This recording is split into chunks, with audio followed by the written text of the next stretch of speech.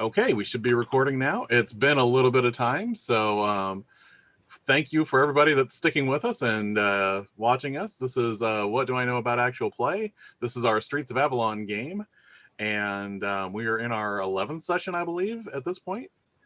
And everybody's here. We just finished up the holidays, so we made it to 2021, which is, you know, that's a thing. And let's go around and have everyone introduce themselves. And we'll start with Eileen this time. Please introduce yourself and the character that you're playing. Hi, I'm Eileen. I am picking out a 3rd level spell for Morgan, the cleric of Hermes, who has her army of minion urchins that help us out and ferry people around when it's flooded. Indeed. And let's go to Gator. Please introduce yourself and your character that you're playing. Hello, I am Gator, and I am playing Zindlane, who was born a noble and grew up with a silver spoon in his mouth and fell on hard times due to his own poor decision-making and got exiled from his family.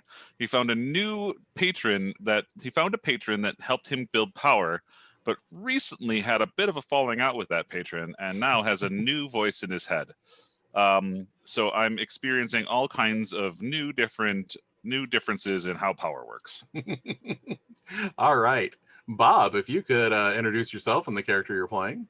I am Bob Everson, and I am playing Garlen Bach, who is a half-orc fighter, samurai archetype, urban bounty hunter type of dude who likes guns because they make a loud noise.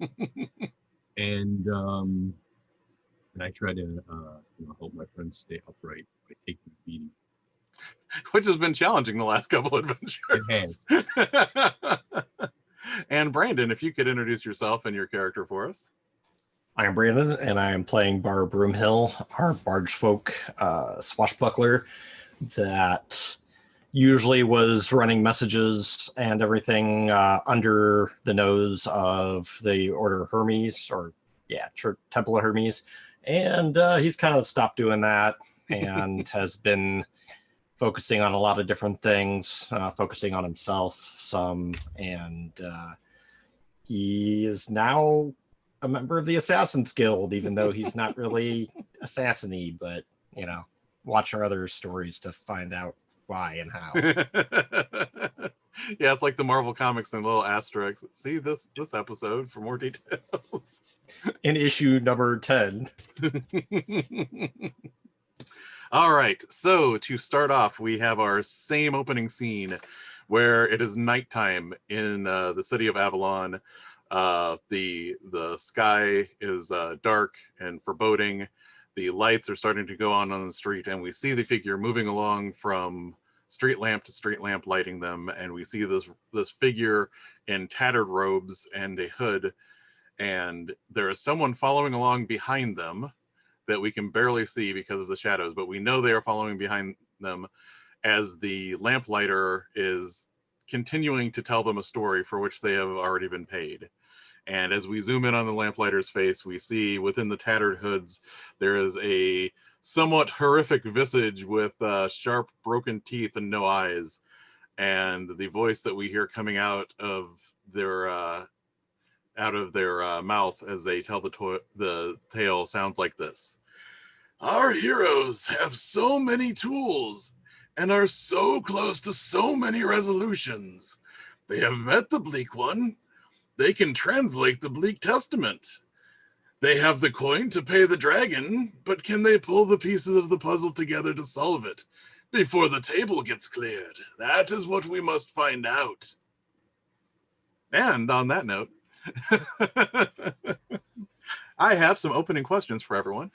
Since our last adventure, it has been almost a month. Everyone has basically, after all of the excitement of the past few weeks, the flood season started to recede. So over the last month, we've gotten to the point to where the roads are soggy, but that's mainly from having a month's worth of rain flooding through them. People are starting to move everything back down to their first floor of the buildings and to dry things out and to air them out. The district, while it before had this kind of muted seawater / flooded sewer smell to it. Now it has this very musty, rotted wood smell that permeates the neighborhood for the next month or so here. And in the intervening month, first off, I would like to ask, for training, you would be spending 20 of those days to train and 20 silver pieces. So I believe everyone has enough silver pieces to cover that. Yes. And what I would like to ask you, from person to person, is what did your training look like? And let's start with Garlen. What did your training look like? So what I was doing was, I was working on endurance trials, essentially, like, holding something heavy up for a long time and alternating standing on one leg, running through the city, relentlessly running through the city, different stuff like that. I'm picturing Garland's training looking the most like an 80s training montage. Yep. With Rocky music in the background. Yeah. All right. What did Morgan's training look like? So Morgan came across some magical theory, kind of digging around through things, and has, instead of learning how to blip from place to place, she has learned to just not be seen. Nice. Got a few extra spell slots and expanded her mind, but this nice little secret she came across, and Nice. looks forward to taking advantage of that. Also, one thing that I wanted to call out, because Eileen has been doing a very good job with this. In the Streets of Avalon setting, clerics, although mechanically they use the cleric rules from D&D, essentially clerics are another flavor of wizard. They actually study and learn magic by formulas. It's just that they kind of flavor it more as prayers and holy texts in a lot of cases. So I just wanted to say you've been doing a really good job of flavoring that in that manner, and I appreciate it. Thank you.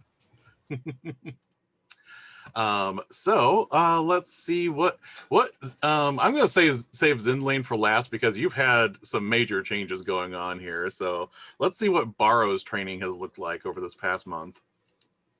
So with Garland doing his running around the town, I think that I'm the Anthony Burgess chasing him around, running him through his paces. So I'm getting a little bit of that training myself, but mine's a bit more acrobatic, where he's running along the ground or on the streets. I might be running across rooftops and doing flips and stuff. Meanwhile, I have been working on staying unseen, right. as well as tinkering with some of the locks that I've been confiscating as we've been going along, because I completely forgot I've been getting those in my inventory until I was doing my character advancement. So I'm a bit more proficient in my thieves tools now. All right. A bit more. Which makes sense, because all of you have been practicing with a lot more locks lately. So all right. So let's go to Zindlane. Zindlane, last we saw you, you didn't go on this last adventure, but basically that was pretty understandable, because it basically just meant you spent a couple days with your sister, getting her situated here in this district now that she's living here for the time being. But what did your acclimation to your new patron cause you to learn about yourself? So my acclimation involved a whole heck of a lot of unlearning about how power works and how power is supposed to be used, and how the universe, the order of the universe actually is intended to look like. I spent a lot of time working with like trying to comfort and comfort my sister and help her deal with her loss of bond. Essentially, I spent a lot of days just with blinding headaches as the neurons in my brain were rewritten with different spells and abilities, and the fiendish aspects were burned out of my bloodstream.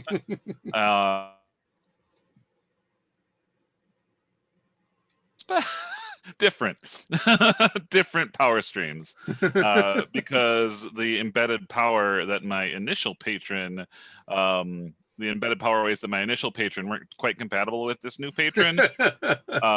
So I spent a good couple days like writhing in pain as the power pathways were not gradually. What's the opposite of gradually? Very quickly re-embedded. Had to be plowed through. Abruptly. Abruptly. There we go. Abruptly reconfigured. So definitely have had a bit of like come to angel moments, a lot of come to angel moments, and spent a lot of time apologizing, especially to my sister. I've worked at improving my lot in life, and I'm going to start renting this apartment long term instead of living in the gutter. So yeah, that's essentially what my month has looked like.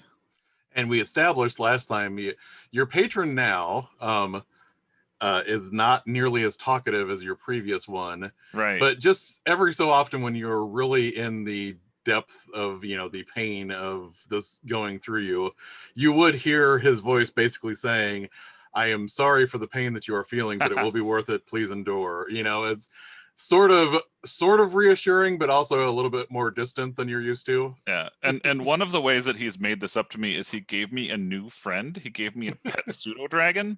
Yes. But I need to figure out. But my first task is I need to figure out what the pseudo dragon's name is, because it won't talk to me. It only speaks back to me in my voice. So far, I've just been calling it Mirror. You know what? Hey, that is a question I was going to make, and that might tie into that. I would. I know that technically pseudo dragons are usually red in color, but I was actually picturing, especially with your patron, that this might actually be a more metallic looking pseudo dragon. Awesome. And I was thinking if you named it Mirror, it might have kind of a silverish sheen to it. Well, that might become its name, but that's just what I've been calling it. Yeah. But I mean, I was just going to say, I mean, do you have any other preferences to what it might look like? Because I was kind of picturing it being. I like that metallic idea, like the silvery metallic. Yeah. Like almost like a mercury looking. Mm-hmm. All right. So that brings all of us up to speed on what you were doing for training.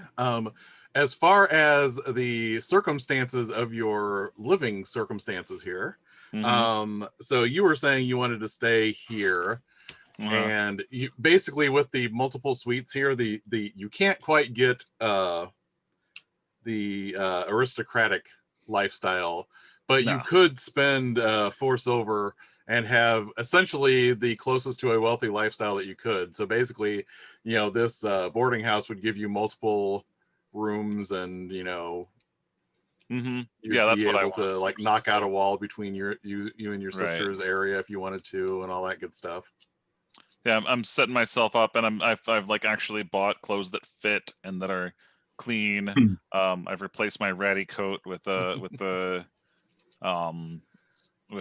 one that's slightly more suitable. Not quite fully suitable, but slightly more suitable.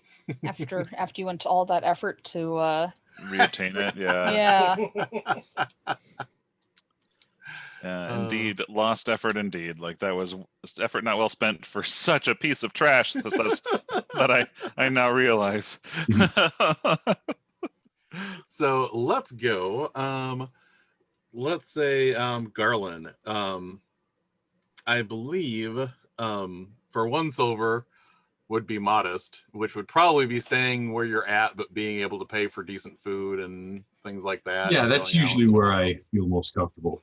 All right, so that'll cost you a silver for this past month. Morgan, you don't have to pay anything to get modest because of the church, but would you like to pay anything different?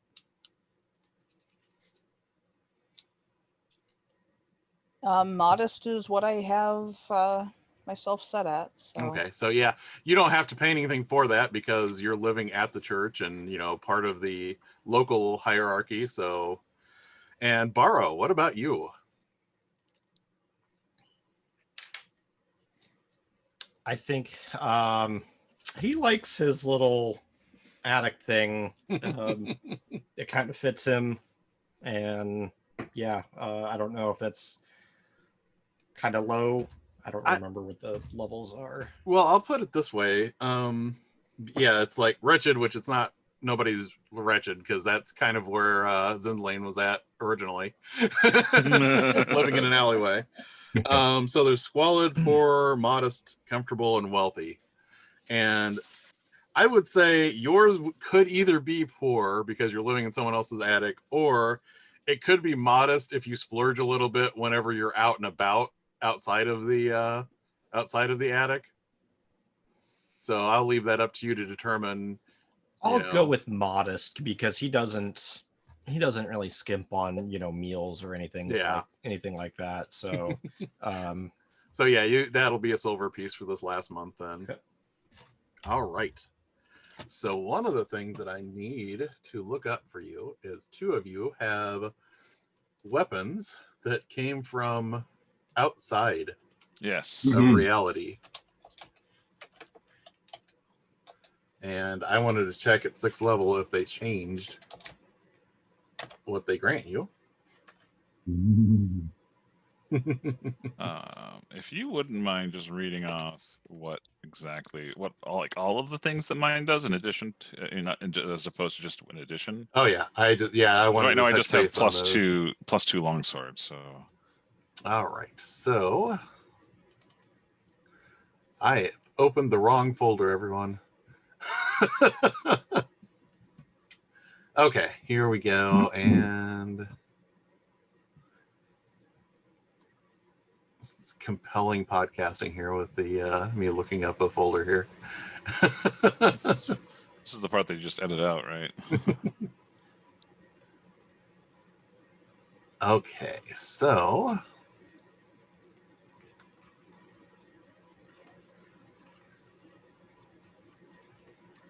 I would never imply that I have too many DM's Guild products, but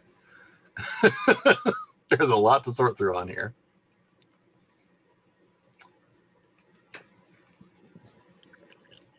For everything else I looked up ahead of time.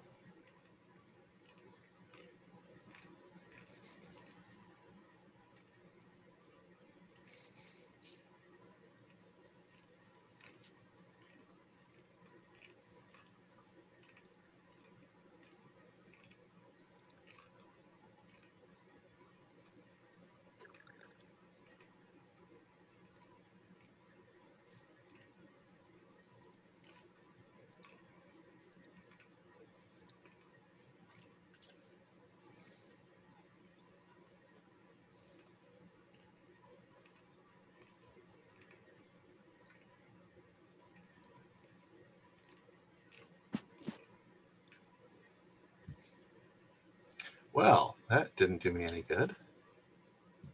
It's in here somewhere.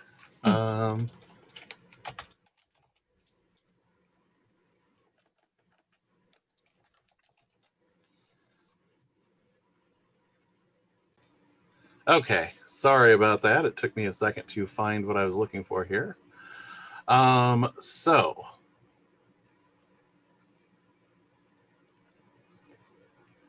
we have protection armor, no. Rebound weapon. Here we go. Of course, the levels that it goes up is on a different page.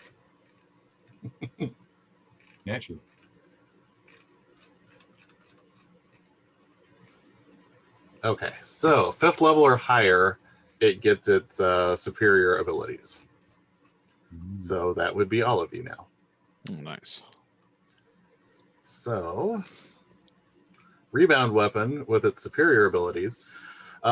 This weapon grants consistent effectiveness both up close and at a distance. You have a +1 bonus to attack and damage rolls made with this weapon. Immediately after you make a ranged attack with it, the weapon flies back to your hand. Superior, weapon's bonus to attack and damage increases to +2. Woohoo. Like it. And the weapon's medium and long range increase by 30 feet.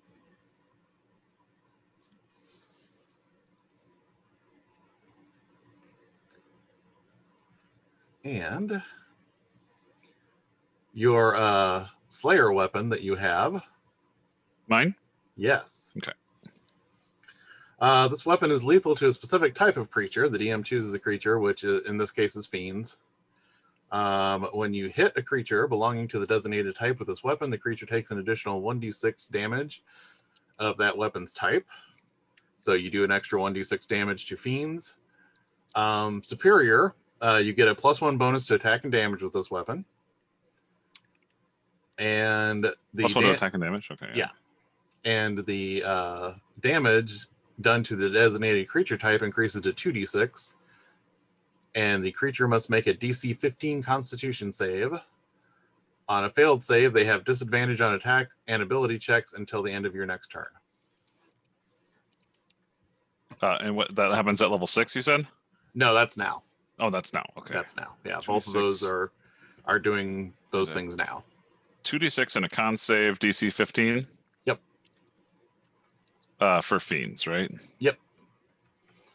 And in case anyone's wondering where I got that from, that was the Armaments of Legacy supplement from the DM's Guild. So I did a review on that if you want to check that out on my blog.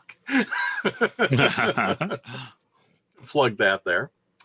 So yeah, that's where your weapons are at now. So we have all of that caught up. So it's a plus. Is it +1? It's a +1. Yeah, it's just +1. Okay, I thought it was +2. All right, cool. That's fine. I was letting you add those on anyway, so there we go. So the following things have happened in the last month. Some of these earlier, some of them later. But the first thing that has happened in the district is that Watch Captain Orifon made a big deal and had a speech about cracking down on spiritual corruption in the neighborhood and has officially deputized the Church of Enlightenment to help police the neighborhood in these instances. On top of that, Watch Captain Orifon has ordered the well closed for moral corruption, and no one has seen Valkyrie Marley in the last month. Oh, That's not good. so the building itself is closed? Yes. Ooh. The statue of Mara Solanius has been removed as a morally corrupting influence on the neighborhood. Somebody tell Kevin. Or nobody tell Kevin. I'm not quite sure. The water has receded from most of the streets, but there are puddles all over the place, and this is what the locals call the falling season, because all of the rotted structures have a tendency in the next month or so to fall through. Oh my gosh, that's amazing. Yeah. And in addition, this one specifically affects one of you, which is the mission of Disseminators, which is the local church of Hermes in here, has been closed by the Watch Captain Orifon. And Morgan, you've been told that you can continue running the Harborage of the Young, which is the orphanage attached to it, but you are not supposed to be imparting supernatural wisdom to anyone. Are we explicit and have they been warned? Yes, we have now. Because they can go fuck themselves. Yeah. Who's giving you this mandate? Watch Captain. Yeah, the Watch okay. Captain of the Griffons. Screw them people. I'm going to take some moral corruption and shove it up his ass. I'll show you what moral corruption feels like. I like I just renamed one of my pistols Moral Corruption. And as a final thing that happened over the last month, Curate Malgorna, who was Morgan's co-worker at the church, has been sentenced to Hilltop Prison for tax irregularities. Oh my gosh. Whoops. Wow. So is this the same watch captain or a different watch captain? Nope, this is the same watch captain. Huh. I wonder what changed. I mean, he was trying to get the Church of Hermes to ally with him to make the district better. So now he's just... Unfortunately, the Church of Enlightenment is against just about anything supernatural. So they have been very much... Oh, okay. They're really not going to like my new spell. Any of them, actually. Right, same. So here is a question for all of you. Brewer does not currently have a shop. That's the alchemist, right? Yes. Would any of you be helping Brewer set up something? They are a bit concerned about setting up a shop in this current climate, but they do kind of want to have a lab. Right. I would help in whatever ways I could. I'm kind of busy. I think it would be funny for him to have a shop in, or not a shop, but a lab in one of the back rooms at Mother Ninra's place. So Brewer is very happy that you have given them a place to stay. Garlen, I can't possibly repay you for this, but if you ever need any healing potions, I will definitely look into making some more for you. I'll think about it. Oh, and also Zindlane, you do have a greater healing potion gifted to you from from Brewer. Yep. I'll take that when I absolutely need to.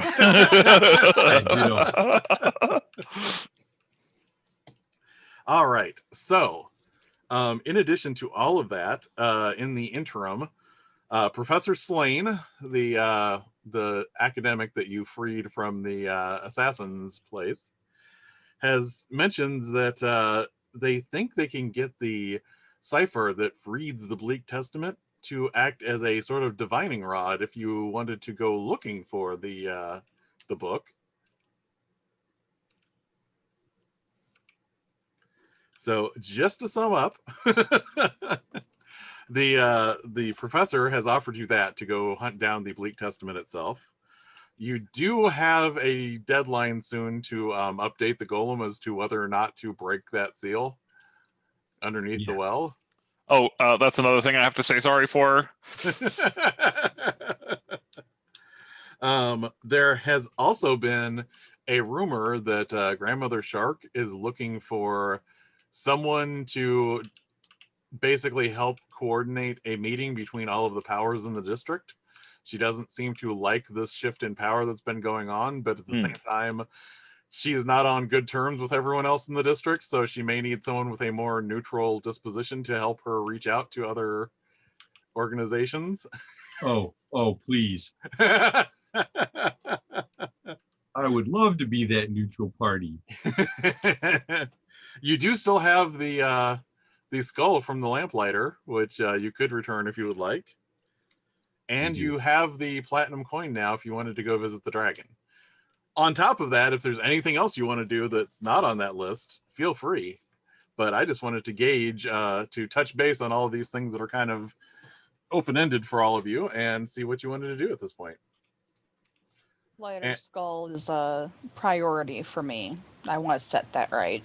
Okay. Yeah, agreed. So, where all would you be meeting to discuss this? Does Zindlane, or at Manor? least does I suppose we have to tell Zindlane about the Lamplighter skull. Yeah, you might want to. You have a what? I mean, it's not like we took it. I mean, I don't think that they care. Are they going to really care about that distinction? I think they'll be very grateful that we've returned it from the party that actually took I it. see. Okay. And that we killed the party that took it. Yes, vengeance has been, Rot. Is this Yeah. the first time that you've seen me in a month? Probably, possibly. Yeah, That might probably. be, yeah. I noticed that you smell better. And I look Hey. subtly different as well. I have I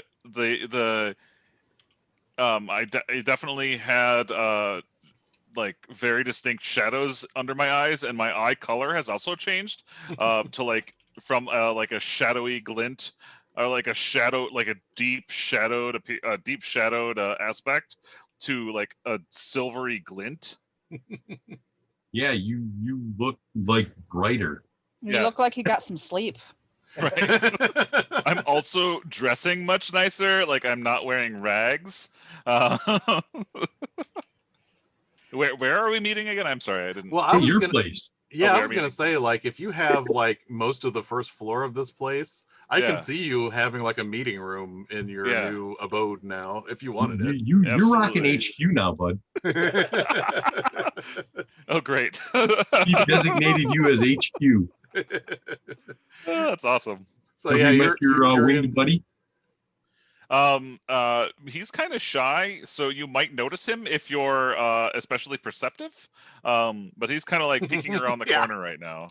yeah, Morgan definitely sees him. Wow, that little guy, he's in and out of your vision like Quicksilver. Right. Wink, wink, nod, nod. Oh, you've noticed? Oh, yes, that's my new friend. He's great. Isn't he great? Like, he's such good company, and he really just understands me when I talk to him. It's so nice. All right. I am also full on picturing a pseudo dragon as acting very much like a cat. Right? So he's so snuggly, but only on his own. Only on Yeah. only on his terms.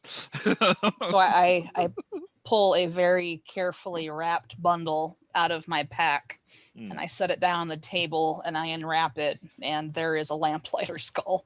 It's like, so I want to give this back to them. Yeah. Oh, that's. Is that We what I didn't think- do it. Is that what I think it is? Yes, Yeah. but we didn't do it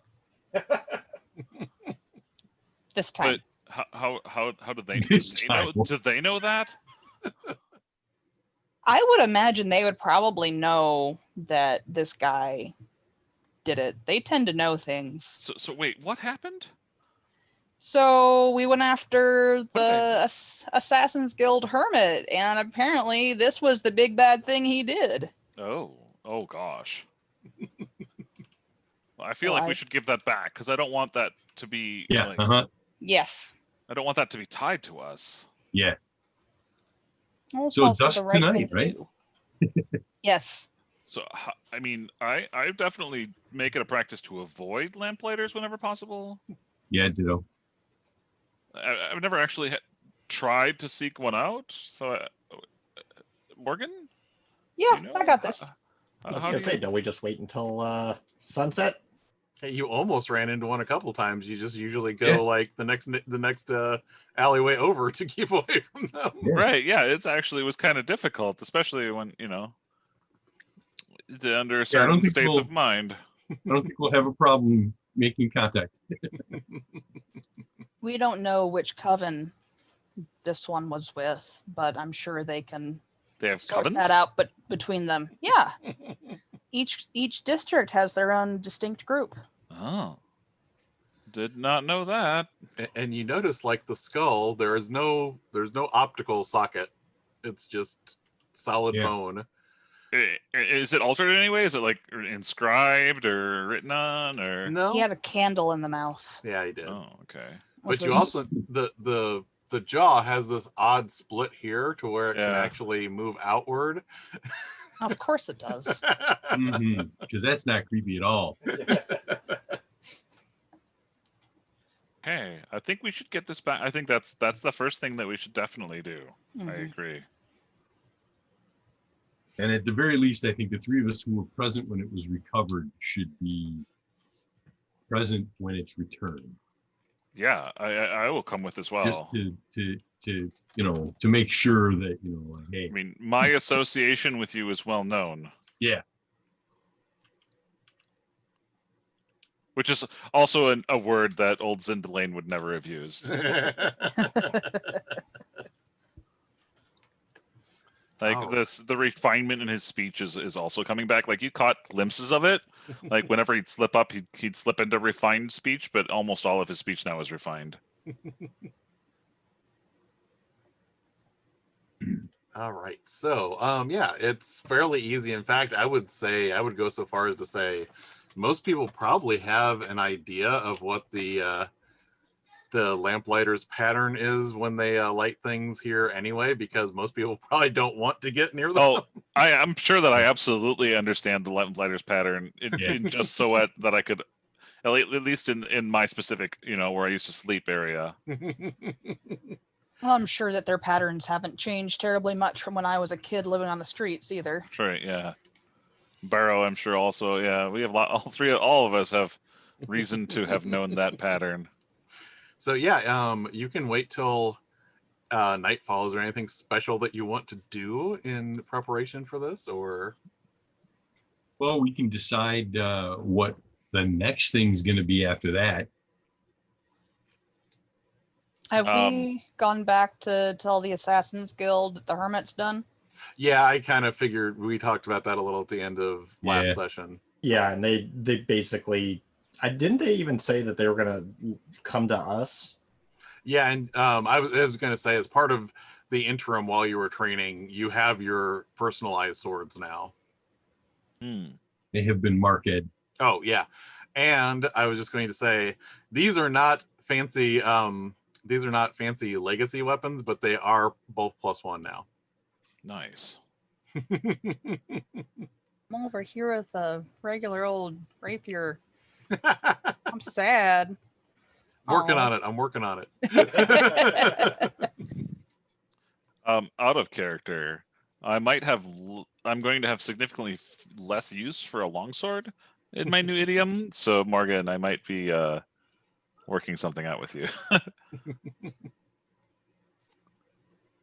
So yeah, you have the new swords with your particular emblem on them, and anybody that sees those know that you're associated with the Knight's Claws, or at least anybody that knows anything about Assassin's Guilds. The pattern for the Lamplighters, they actually enter the district in this close to where this particular boarding house is at, because this boarding house is near the northern border with another district. So you could pretty much just go out on the street corner and wait until the sun starts to go down, and you'll see one fairly quickly. Yay. I'm going to kind of like be back ranks when this whole encounter goes down. When you first get out into the street, the sun is going down, but it's not quite dark enough for Lamplighters to come into the district yet. But you notice a bunch of people that all kind of move in a way that you think is kind of, I don't know, very similar to someone you already know that has a certain swagger to it. But what you see looks like maybe 20, 25 smaller versions of Garlen. Oh, God. And as you see them on the street, what is Morgan's passive perception?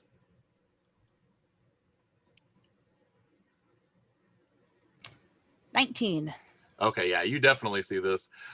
All of these look like Garlen, except in addition to that little seam that they all normally have on their face, and being half Garlen size, the Garlen skin has the like scarified symbols that you saw on the people that had been overcome with the Bleak Testament's power. So these appear to be Erlig enhanced Garlen bugs. Oh, God.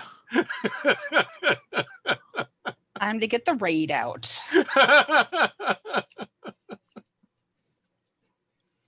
So, what would all of you like to do?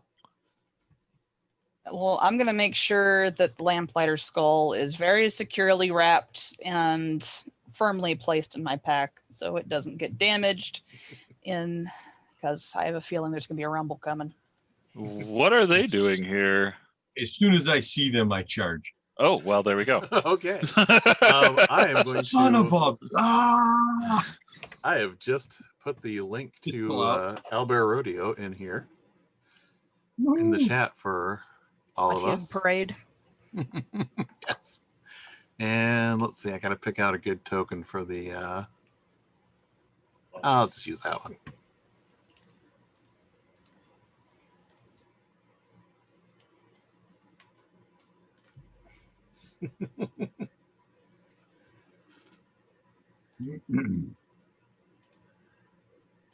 Yeah. All right, time for a Bleak Dog Parade. Oh, that's a good idea. I can do that. Mhm. Yeah. There's a building. And there's a happy building. Happy little building right there.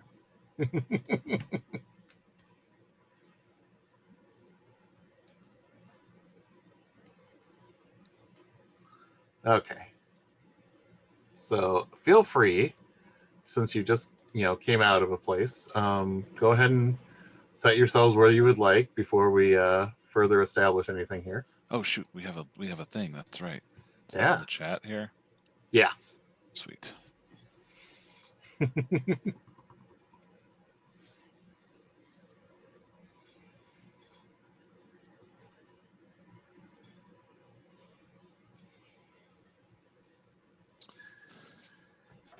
All right. All right. So where did is that spider them? Yes. Okay. That is a swarm of Garlen bugs. And where did we expect the lamplighter to come through? Here, let me use the pointer tool. Probably about right here. Okay, Zindlane is going to be like here then. Zindlane's already taking a vastly different approach to battle. I'm going to throw myself at it. Yeah, maybe not. Okay, so let's get some initiatives here. Ooh, the enhanced Garland bugs are quick on the draw. The first roll of 2021, and you'll never believe Is it what a I 20? rolled. Is it a 20 or a 21? Well, it's one of those numbers, but not 2 digits. So what I did would Morgan just like get? to say you aren't the only one. Oh no! Well, I think Garland's going to act before I do, I thought, but unless you just make your intention known or whatever. Perhaps not. No, I was just wondering if Garland got like a surprise action or, like So yeah, what's Morgan's total then? 8. All right. You got an 8. What's I got Garland's? 2. 2. Nice. Baro 12. and Zindlane. 18. All right. So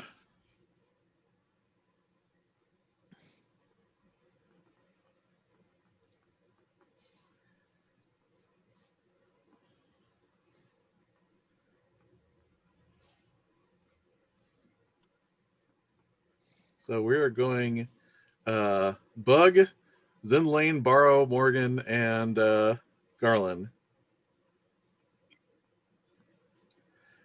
All right. So Garland clearly started to move towards them because Garland is in a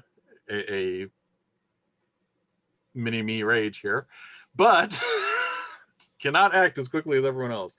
So the bugs, we are going I to think move them up. parents understand having a mini-me rage. 100%.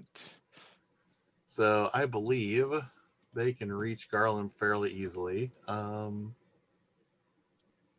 And they are a swarm, which means How many are they? about 20, 25. How tiny? How like? Half size of me. Yeah.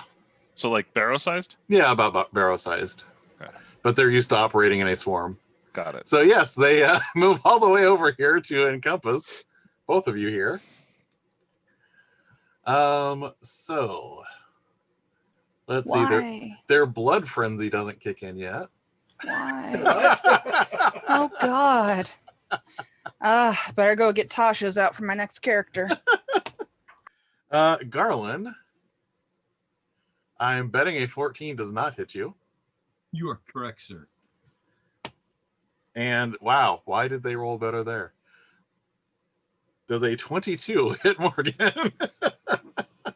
Yeah. So you take 14 piercing damage as they unfold and start stabbing you with their little internal legs. Good thing I corrected my hit points. Yes. All right, so that was the bug's turn. Zindlane, what would you like to do? So I am going to. I want to cast a spell. So I cast a spell and like, so they're completely enveloping my friends? Yeah. Well, I'm new at this. So a flaming sphere, like a silvery flaming sphere, appears Okay. right in the middle of the swarm. All right. So I want to try to avoid hitting my friends, but I don't think I can do it. So I'll apologize later. Yeah. Yep. Working on your character. Got this. Here, there's your flaming sphere. Yeah, right there. Yep. Well, I think that so I feel like I'm gonna kind of try to put it like there if I can. Yeah, actually, yes, because it's in 4 squares and these two were here, so you could actually damage it without damaging your friends. Do I need to make a roll to put it in the right spot or something? I don't believe so. I think it just shows up where you want it. Okay. Oh, that's what I'm going to try to do. And if they get a little singed, I'll apologize, like I said. 5-foot diameter sphere of fire appears in an unoccupied space of my choice. Oh, unoccupied. Wow. Within range and lasts for the duration. Any creature that ends its turn within 5 feet of the sphere must make a dexterity saving throw. So I guess then I will put it here. If you put it there, Garland will take damage. Okay. Does the swarm occupy space? I suppose is the real It question. does, but allow me, because I am a nice and beneficent GM. If you were to drop it here, it would not harm either of your companions, and it would be adjacent to the bugs. Okay, so my pseudo dragon kind of, or my pseudo dragon kind of like nudges me as I go to place it, and puts it and kind of pushes my shoulder so it lands there instead. I would say you probably need to step here though, just to see, so you can see that spot. That's fair. To be fair, if I took damage from this would be D&D karma. Ask friends of ours about the numerous times I have thrown fireballs into melee. Okay, so what happens is I summon it there, and then I can spend my bonus action to move it into a creature. Oh, there we go. That's what I'm going to do. So I'm going to summon it. Okay. Here. I'm going to spend my bonus action to ram it into this creature here. Okay. Which makes it have to take damage. All right. If I ram the spear into a creature, that creature must make a saving throw against the sphere's damage, DC 15 dexterity. All right. Let's see how it does. Ooh, that was a natural 1, so it does not save. Okay, it sheds a bright light, 20-foot radius, takes 2d6 damage on a failed save. All right. So how much are you burning these Garland bugs for? And then 6 damage. And then what happens is at the end of a creature's turn, if a creature ends its turn 5 feet away from the sphere, then they will take damage. Okay. Within 5 feet of the sphere. Okay, sorry. I'm Okay. new spells, learning how they work. So as long as people move away from it on their turns, Yes. they'll be fine. Gotcha. All right. So that was Zindlane's turn. Baro, what would you like to do? Oh, hold on. Well, Hold on. I got one more d6 because it's bigger level. Ah. So 4 more, 4 additional beyond the Okay. 6 that I did. Gotcha. Still not bloodied. Yeah.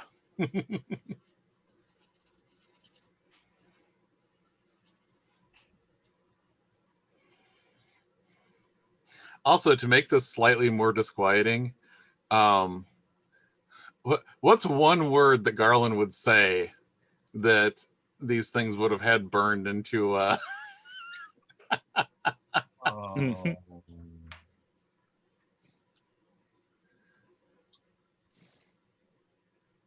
Actually, I was gonna say the first thing that popped into my mind is all of them with a little tiny raspy Garland voice saying "suck it."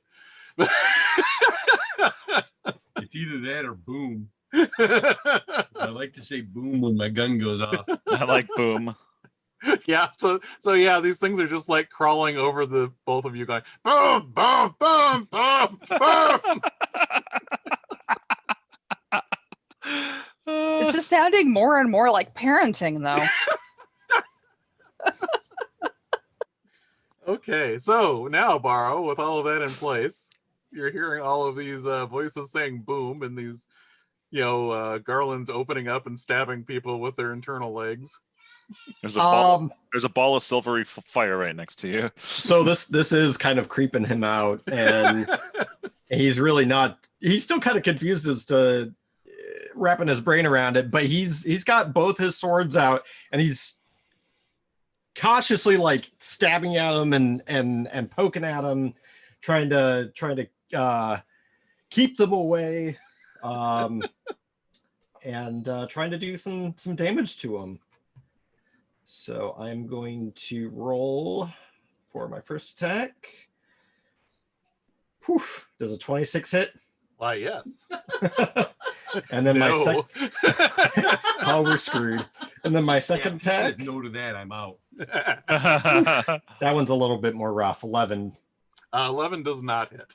Okay, so one attack hits. And that will be a 10 for damage for that one. And then my sneak attack, which is an extra. Oh, you got to be kidding me. Extra 6 damage. Wow. 3, 2, 1. All right. So, what you do notice now, probably about half of the Garland bugs have been seriously damaged at this point. So, because they are bloodied now, they will be doing less damage when they stab you with their little internal legs. There's a catch, though, isn't there? There's got to be a catch. This is Avalon. Well, I mean, now they have their blood frenzy has kicked in. So I see. Of course they do. Yeah. Yeah. Yeah. now the normal Garland bugs don't have blood frenzy, so make of that what you will. All right, so Leg. that was Baro's turn. Morgan, what would you like to do now that you are in the middle of all of these climbing Garland bugs? So question, it's a swarm. Does it act as one creature Yes. for mechanic purposes? Awesome. Okay, so bonus action. I'm going to cast Spirit Shroud. Ooh, That is a new spell from Tasha's. neat. I am going to... I need a second monitor so badly. Can I grab myself here? That sounded wrong. Sorry. I'm going to step away from the burning flame. Okay. Probably a good choice. And I am... see, what's my best course of action here? Yep, I'm gonna pull out my shiny rapier that I don't think I've ever used. And I'm gonna poke at it. Okay.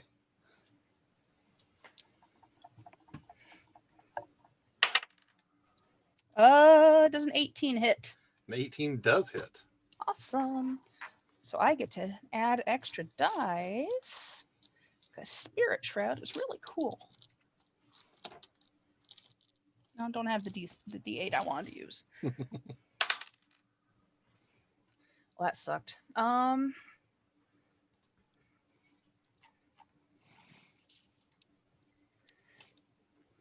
Okay.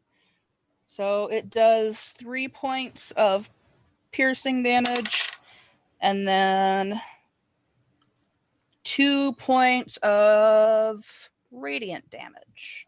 Okay. As spirits of the dead fly around me and shriek and channel power through the weapon.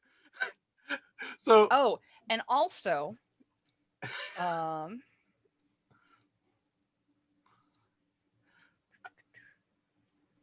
any creature of your choice that you can see that starts its turn within 10 feet of you has its speed reduced by 10 feet until the start of the next turn.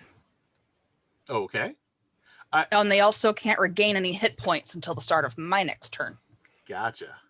You know what I kind of like here is it feels like Zindlane may have gotten less scary, and Morgan summoning a bunch of spirits to fly around her.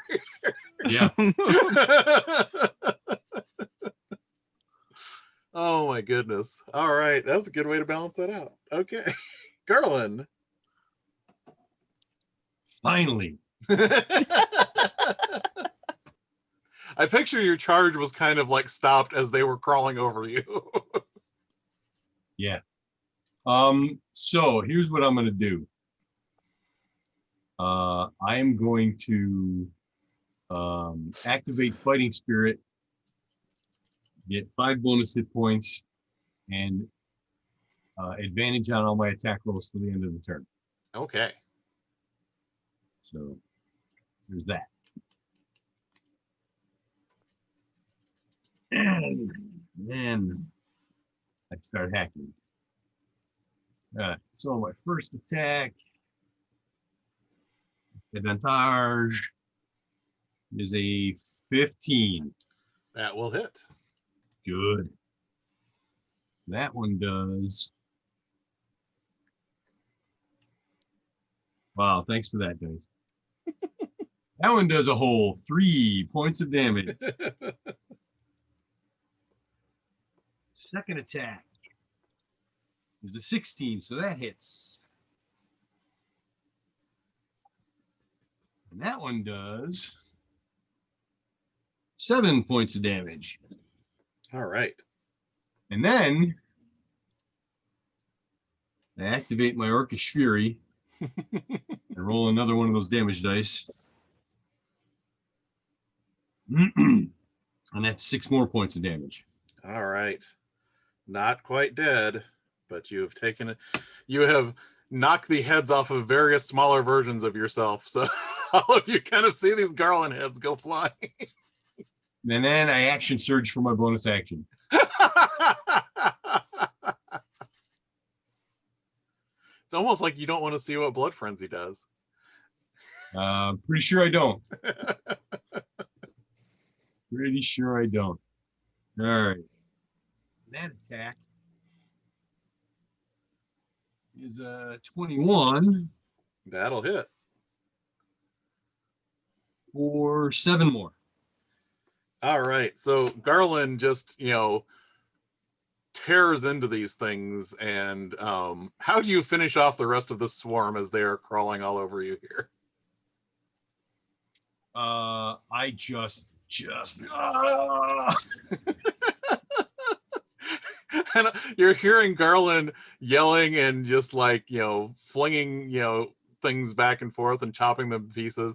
And you're hearing their voices saying, boom, boom, boom, boom, boom, boom. Yes, we do. And then, like, at the very end, you see like one of the Garland bugs, the last one that he like throws off of him. It like opens up and you see the legs doing the shaking as they stop moving, and just this one last little oh, and then it stops moving. Nice. All right, so yeah, Garland bugs with the sigils on them of Erlig, all of the scarified symbols that you've only seen on people before. Yeah, that's no good. Brewer's thing didn't make those, did they? Are you okay? Who's hurt? Garlen, are you hurt? Did my fireball get you? No, I'm good. Morgan, are you hurt? I'm hurt. I got a few scratches. Okay, you see me like close my eyes and like focus, and like silver sparks kind of dance along my arms and head in your direction. How hurt are you? I took 14 points of damage. Okay, so cat. I am going to heal you first, and the silver spikes kind of like dance along my arms, and then jump to you and dance along your skin in a healing way, and you feel better for 10. Awesome. To the amount of 10. And I just kind of like stand there, As I used healing light. think about it, and I'm like, oh, thank God somebody else can do that. Yeah, this is the first time you've seen Zindlane actually heal someone. I'm so sorry if my fireball hurt you. Isn't that cool?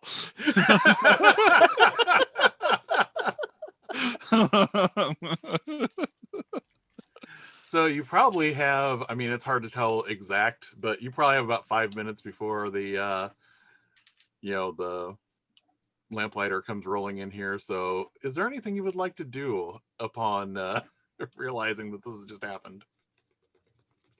Let's examine the corpses to see if they have anything on them or any other markings that might be significant.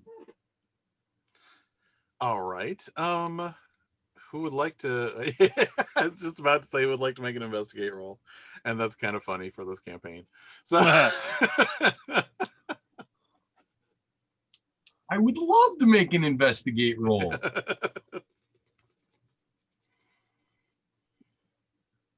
14. Okay. Anybody else going to poke around the corpses? Yeah, I'll do it Okay. for science. Science. Science. Oh, there goes my dice. Where'd it go? Party foul. I can't reach it. There it is. 13. Okay. So I will, both of you, if you would like to ask me a contextual question about these things that you are trying to answer, I will answer you honestly and as completely as possible based on the question that you ask me as you're poking around them. So Garland, let's go with you first. What question would you like to answer? Are they carrying anything on them? No, all of them seem to be doing the same thing that the other Garland bugs. Like, it looks like they're wearing a coat when they're folded up. So it mimics clothing, but they aren't actually carrying anything. Okay. Morgan, what would you like to ask? I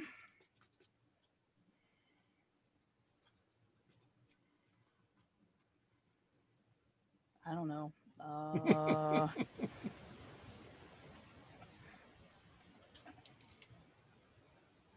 From a religious aspect, can I ascertain like the mechanics of how this happened? Like, where they hatched this way, or did this, like, is this communicable?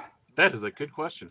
No, they were not hatched this way. This actually looks like the symbols were scarred into their flesh, just like with the humans that were altered in this way, with like one of those ritual knives that the Erlig cultists had. So this looks like somebody was intentionally just like laying one of these things down and drawing all of these things into them intricately in order to cause this change. Collecting them in the first place. Were they trying to frame you, Garland? I think we're beyond that. Oh, I think they're just a useful little minion army. Yeah, extra minions. Yeah. So about this time, as you've been poking around there, you suddenly see around the corner a light lights up on one of the lampposts. Do you want to do anything before they round the corner? Gird yourselves, friends.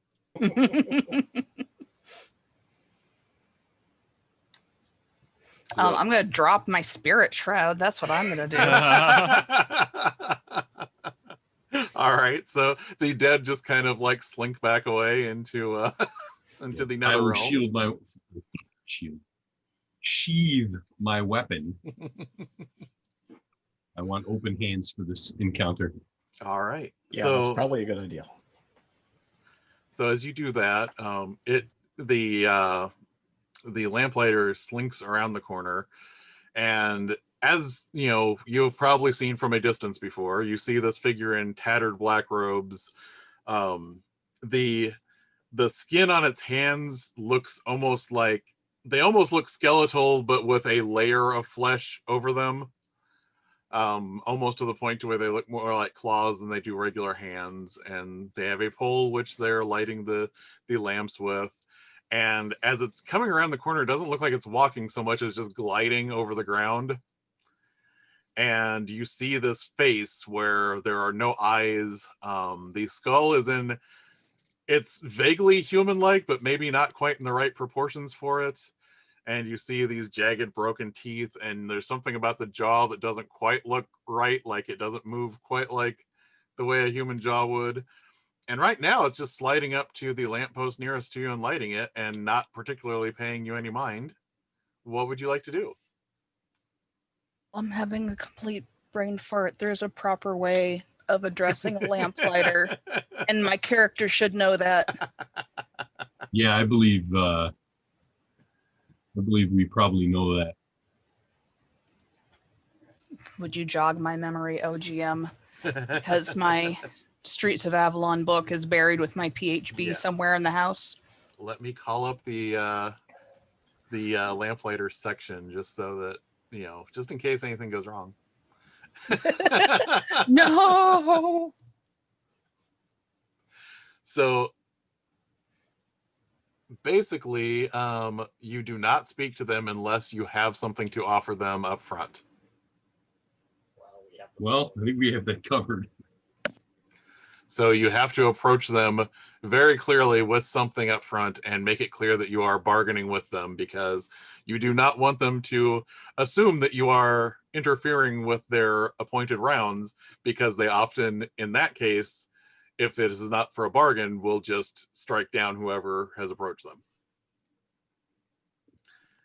So, how, knowing that, how would you like to approach?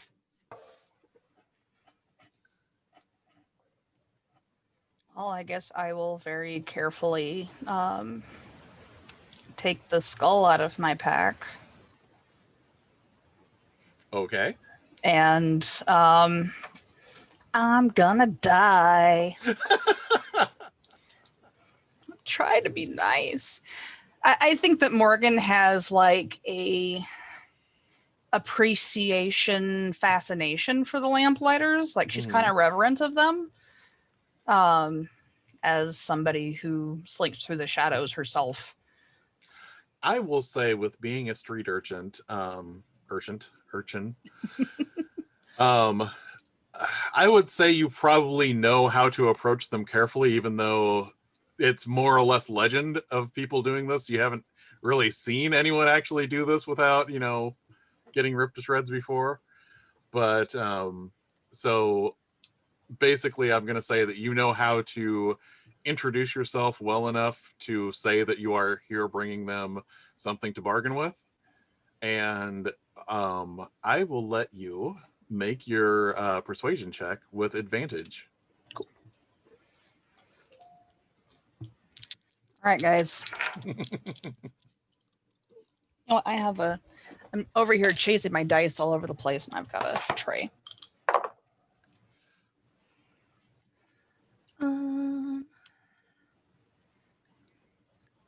would be an 18. Okay. Not as great as I would like. Maybe I've got some nerves going. So it does not appear to spin on you and either crush your mind or set you on fire with its staff. So, how exactly do you say this? Because I will let you know, this goes well, just how do you say it? Lamplighter, I apologize for interrupting your rounds. We slew an adversary and came to find afterwards he had slain one of your brethren, and we would like to return the remains to you. Ah, I see. You offer me the gift of closure, of knowing what happened to one of the coven. This was one indeed that was part of our coven. And he just kind of like disconcertingly slides the finger down the forehead of the skull. And he picks it up for a second. And I don't know why I'm putting T's on the end of everything tonight. He picks it up for a second. And he like looks at it. And then Horatio, I knew him well. Something extremely disturbing happens at this point, because its jaw is moving sort of like a human would when it talks, except that you notice there's just a slight, difference between, this side moving up and this side moving down. But at this point, its jaw distends and it slides out like this, and you just see like this membrane between all of it. And he shoves the skull into its mouth and swallows the entire skull. That was unexpected. They have returned to the coven now. Can you see the skull like going down its mouth? Yeah, you can definitely see the neck kind of with the big bulge and and the lamplighter looks at all of you and says, "Rare is it for someone to kill one of the coven and not immediately be reckoned with. As a boon to those of you that brought closure to us, I will let you ask 3 questions before I return to my rounds. Ask wisely and quickly." Ah, crap. Should ask about the Bleak Testament, but I'm not sure. Because if anyone's going to know about it, it's going to be this guy. Yeah, anything we want to know, we should ask right now. Yeah. Let's ask about the Bleak Testament. I agree. Okay. Or ask who's the source of all this? How do we bring the world back from the brink of destruction? What is your first question? We're like huddling up and whispering to each other, I think. Yeah. We should ask him. No, wait. We should ask him this. We should have prepared. What's the weather going to be like this weekend? Oh, what's the guard captain's name?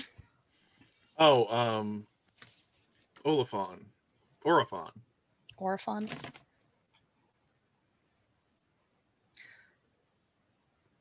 What is the main weakness of Guard Captain Gorifon? Orifon is a fool that wants to control that which cannot be controlled. He does not realize that his own allies are his worst weakness. They will turn the people of this district against him, but possibly not before he ruins this district once and for all. Well, that's not good. It's okay, I'm going to kill him. That is one. All right, what do we already know? Should we ask something about how do we stop the chains of whatever from being broken? Like right? Or am I off here? I'm drawing a blank. I have a bad memory and I don't take notes. Like the font, my notes are buried. Well, right the seal that had the chains with it was where the angel and the bleak one were chained up. The other seals are. It seems like the bleak one is trying to break seals, which will cause this neighborhood to collapse into not existing, but they don't necessarily have chains around them. Okay, There's well, we just want to other protect the seals. seals. Well, how do we protect the seals? Right? Sure. Is that what you Yeah. want to ask? Is so there many of my notes are like tinted, so I don't really trust my memory. It's okay. You Like- took notes in character. That's good. Yes. like I have written down so many times, need to break the world to save the world. Yeah, I don't think that's valid anymore. Your next question? How, should we ask how to protect the seals? I think we should ask that. Yes. Okay. So I'll like stand up and blurt out like, how do we protect the seals? Many of the seals have their own guardians, but to make sure they're all safe, you need to remove the bleak one from this plane of existence. You have a fine tool for doing that thing right now, and he points at your sword. Ooh. Ooh. Well then. Guess it does do extra damage against fiends, so fiendish things probably count too.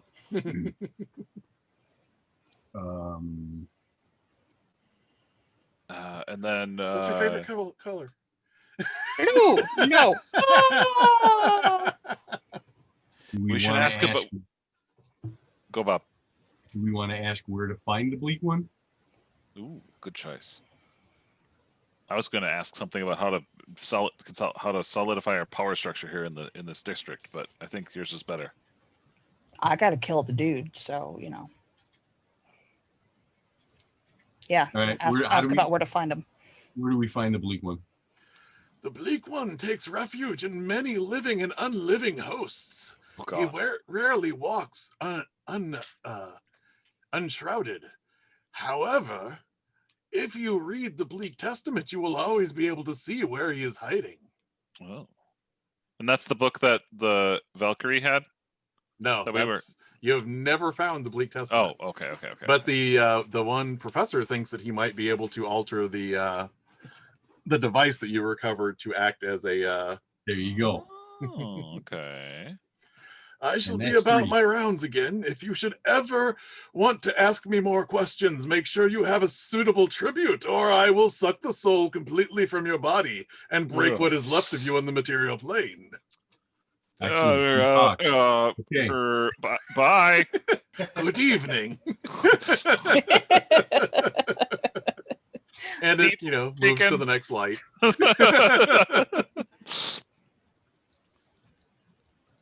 Oh, that thing is scary.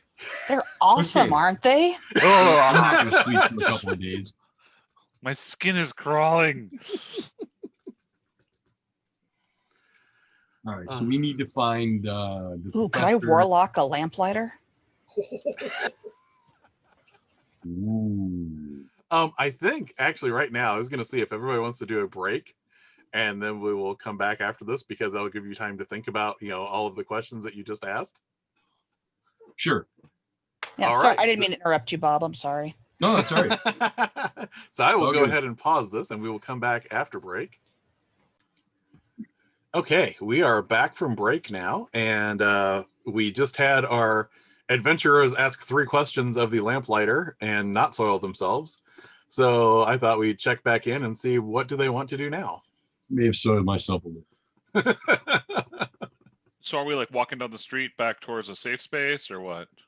You're only like a block away from your place here, so Yeah, let's Yeah. let's get back inside. I'd rather not have another encounter like that right away. Why? What happened? Oh. I don't even know how to answer that question.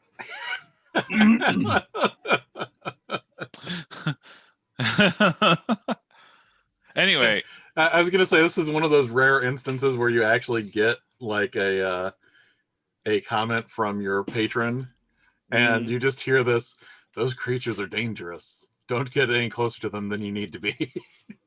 and I'm going to repeat: those creatures are dangerous. We shouldn't get any closer to them than we need to. Yeah, That's why I kept my distance. So, Morgan, how sorty are you?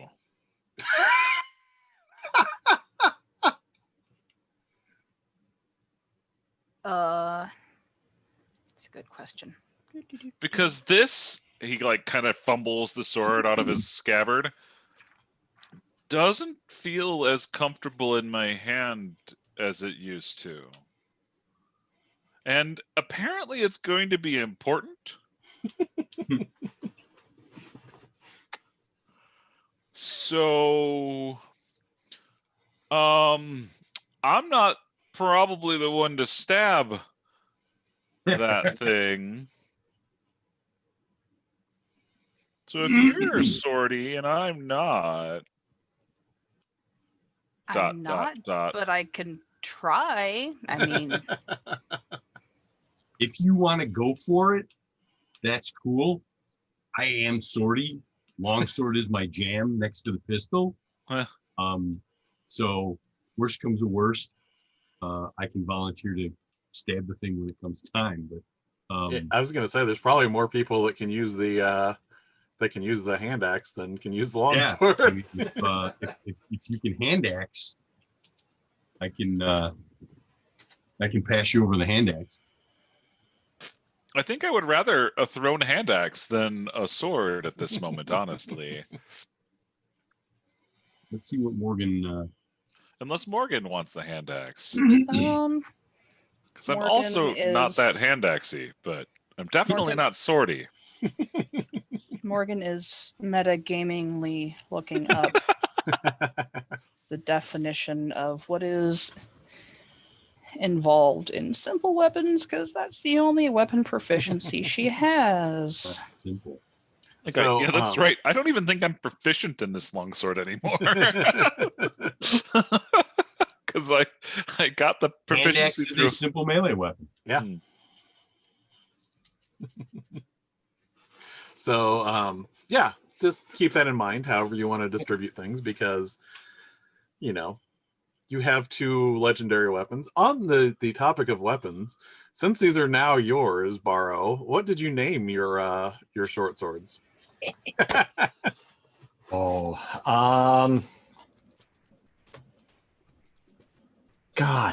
I think I even meant to think about this over the. Pity and food. So while you're thinking about that, after Garland pipes up, I'm like, oh, right, you're swordy. He like kind of I quickly unbuckle the scabbard for it that I've got fashioned together, and I grab it by the blade, not the blade, but the scabbard blade, and hand you the handle first. Here, I will hold on to it for the time being. I almost cut myself with it this morning. Don't understand. I used to know how to do this. It used to be so easy. So are we assuming everyone adjourns back to the meeting room in Zindlane's new headquarters? Back to HQ, yeah. All right. So you go back there. Your sister greets you. She seems to be doing much better now that she has kind of a stable place to stay and Right. hasn't heard a fiend whispering in her ears for for a while now. And what passes for decent food in this quarter? So what are you all planning now that you have those answers there? I think personally the next order of business would be to have the professor help us figure out how to use whatever we've got for divining rod to find the Bleak Testament. I think we should also be prepared to walk through the open power window that happens when we do this, or take advantage of the open power window that happens when we do this.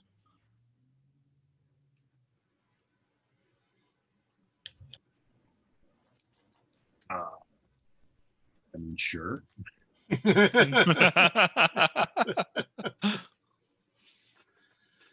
So, excuse me.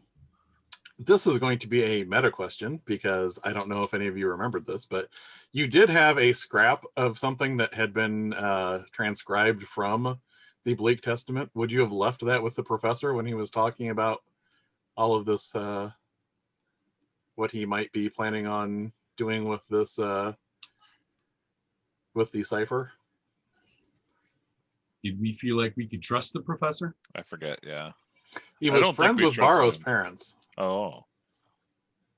Then yeah, I think we probably would, unless Baro had some personal objection to it.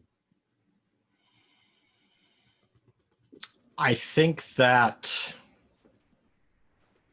no, I would say generally not. Hmm. All right, if that's the case, then he could have been working on turning this into a divining rod this entire, last month, because he has a sample to use to Excellent. to do this. So it is evening. Do you want to try and wrangle him tonight and hunt this down, or do you want to wait until some other time?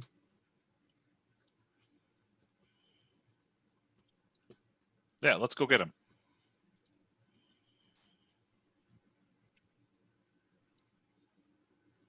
Where did we have him holding up? I actually think he's probably near here, because this quarter of the district that's up against the wall to the northern border is where there are somewhat nicer places to stay. So he's probably along the same block here. Sure, why not? We can at least go visit him. So you walk into the boarding house and you get to his room. How would you like to announce yourselves? Just open the door? No, Z. I mean, he is staff, right? Knocking is always preferable when you're coming to visit someone. I suppose.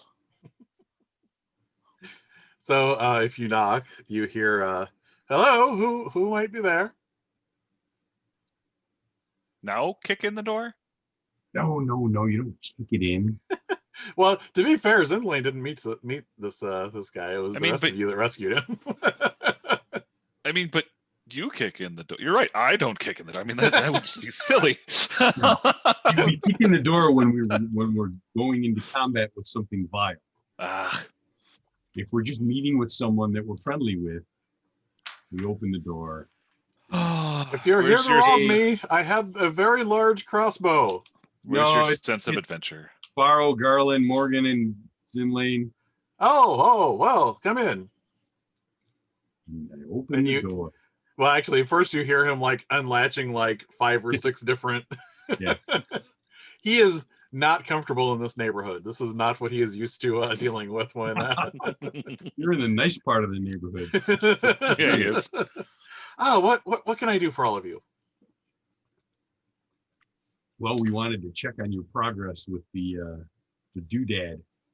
Oh, yes, I have managed to get it to attune as a divining rod. Not only will we be able to use the lens to actually translate the words that we'll be able to read, which actually Zindlane doesn't need, but well, watch this. And he picks it up and he holds it next to the page, and you see it like vibrating in his hand.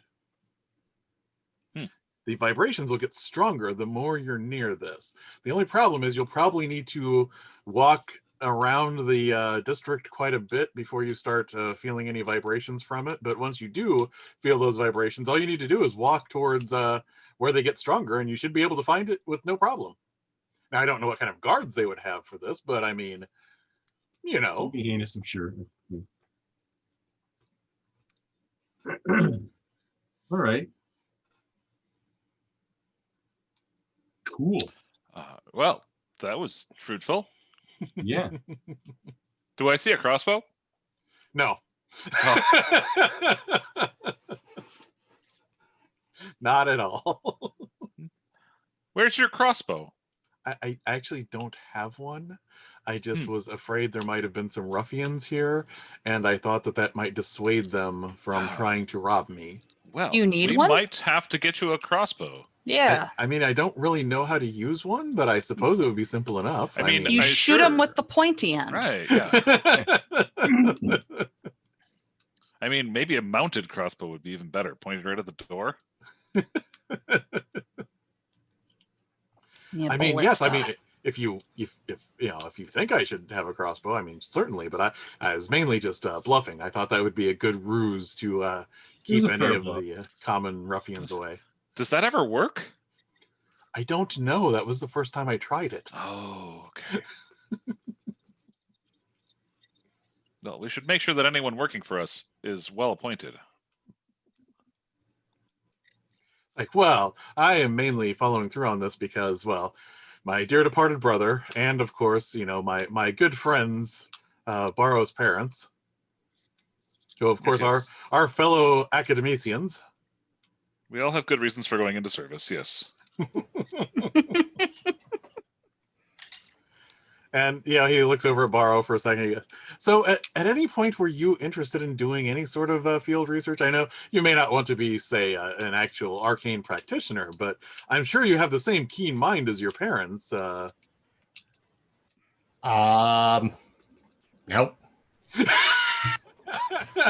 Well, just keep your options open. And he hands you the focusing eyepiece that is comprises the cipher. Cool. All right. So I will let you know because you don't know exactly where to look for this. So it's going to be kind of random, look to find this exact place, wandering the district. For each hour, your chance of finding it will increase by 1. So the first hour, you have a 1 in 20 chance of finding this for each hour that you are specifically walking up and down the streets. All right. So would you like to start tonight or? Hell no. It's one thing to hang out around lamplighter hour. Another thing completely to wander through this place in the middle of the night. I don't see a problem. I mean, it's not like I'm going to sleep tonight anyway, but if you guys want to wander around looking at a thing, not paying attention to where you're going because you're trying to feel the vibrations. Feel it. I'll laugh at the first hour that you guys are looking, you roll a 20 or something. Right. Yeah, I'm down. Yeah, I mean, it's not, I would say it's probably, you just talked to the Lamplighter, you had a meeting, so it's probably only like maybe 9 o'clock at night or so. Oh, that's right. It's getting dark out. I have to keep reminding myself. Since you can just see. Right. I think you can tell the difference. People look at you strangely when you're walking around without a lamp in the middle of the night. Yeah. Yeah, it just gets more black and white. It just doesn't. Hey,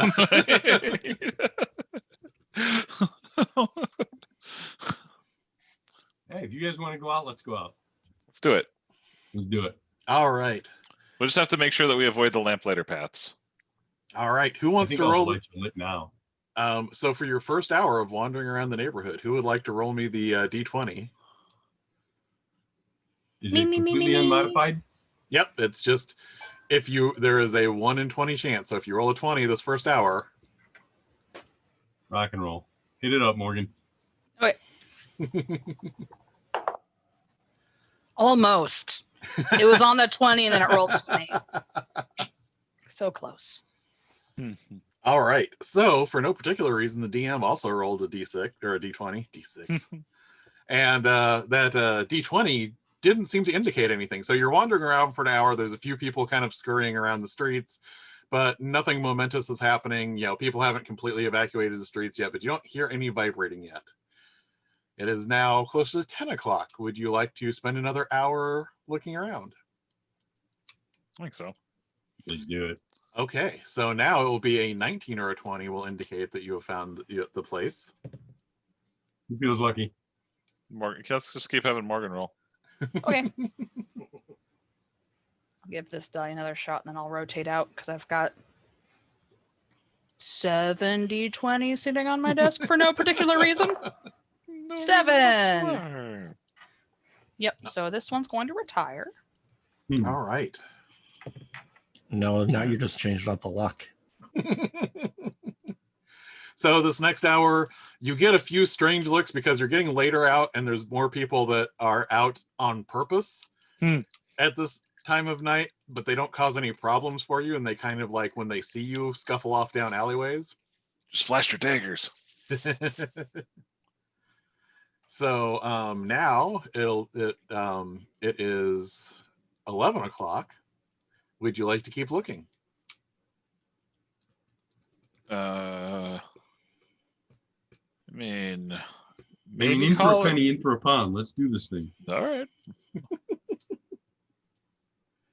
Let's do it. Other 8. Ooh. So Uh-oh. the DM's dice did not come up at an 8. So as you are walking along the streets, you see a group of people. Where did that go? You see a group of people wearing the robes of the Church of Enlightenment. Oh, Oh, go West Side Story over here. And they are looking around and they see you and say, "Why would you be out this time of night, children?" It's our business. Children. Well, but surely you understand that no good can be done at this time of evening. You should be in, relaxing and preparing for the next day's toil. have you never felt the press of the crowds during a daytime stroll? Well, yes, but that's when we are all meant to be together. No, I don't think you understand. The stinking wash of humanity that exists during the day. Have you never experienced that? Well, we all have things that we must bear. Ha! Ha! You, maybe. I bear what I wish.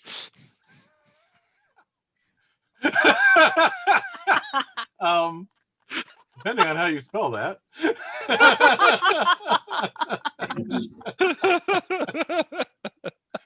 Oh, goodness.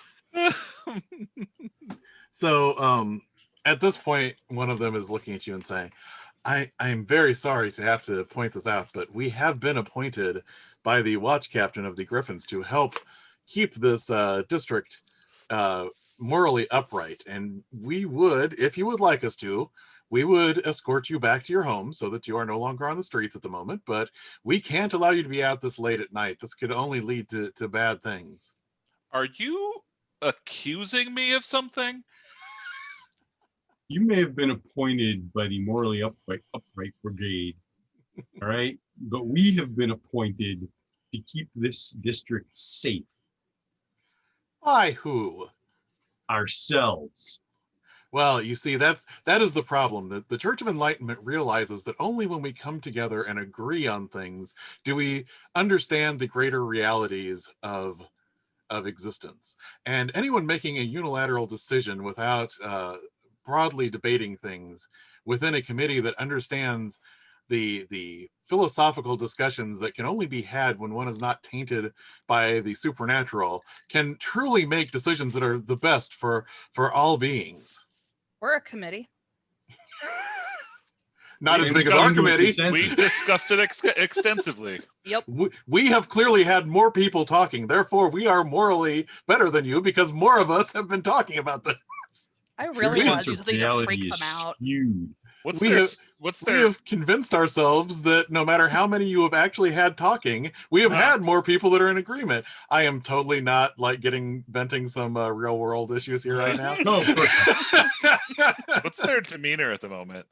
Oh, they're agitated.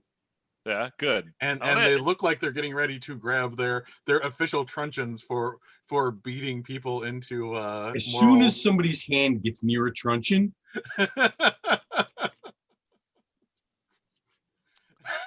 I want to do a thing. I take a step back. I am Like going 5 to say, steps back. let's do this as a group a group intimidation check here. But I will let Garlen, I'm going to say, especially since we know this neighborhood has a certain legend around guns, Garlen, you can make your intimidation check with advantage. yay. I don't know how a group check works. So we all just roll once. And Yeah. Garlen, okay. And then if I at got a least half of 16. you are successful. I got Yeah, 16. I got a 13. Don't have inspiration. I got 12. Oh, I meant to tell you all this at the break.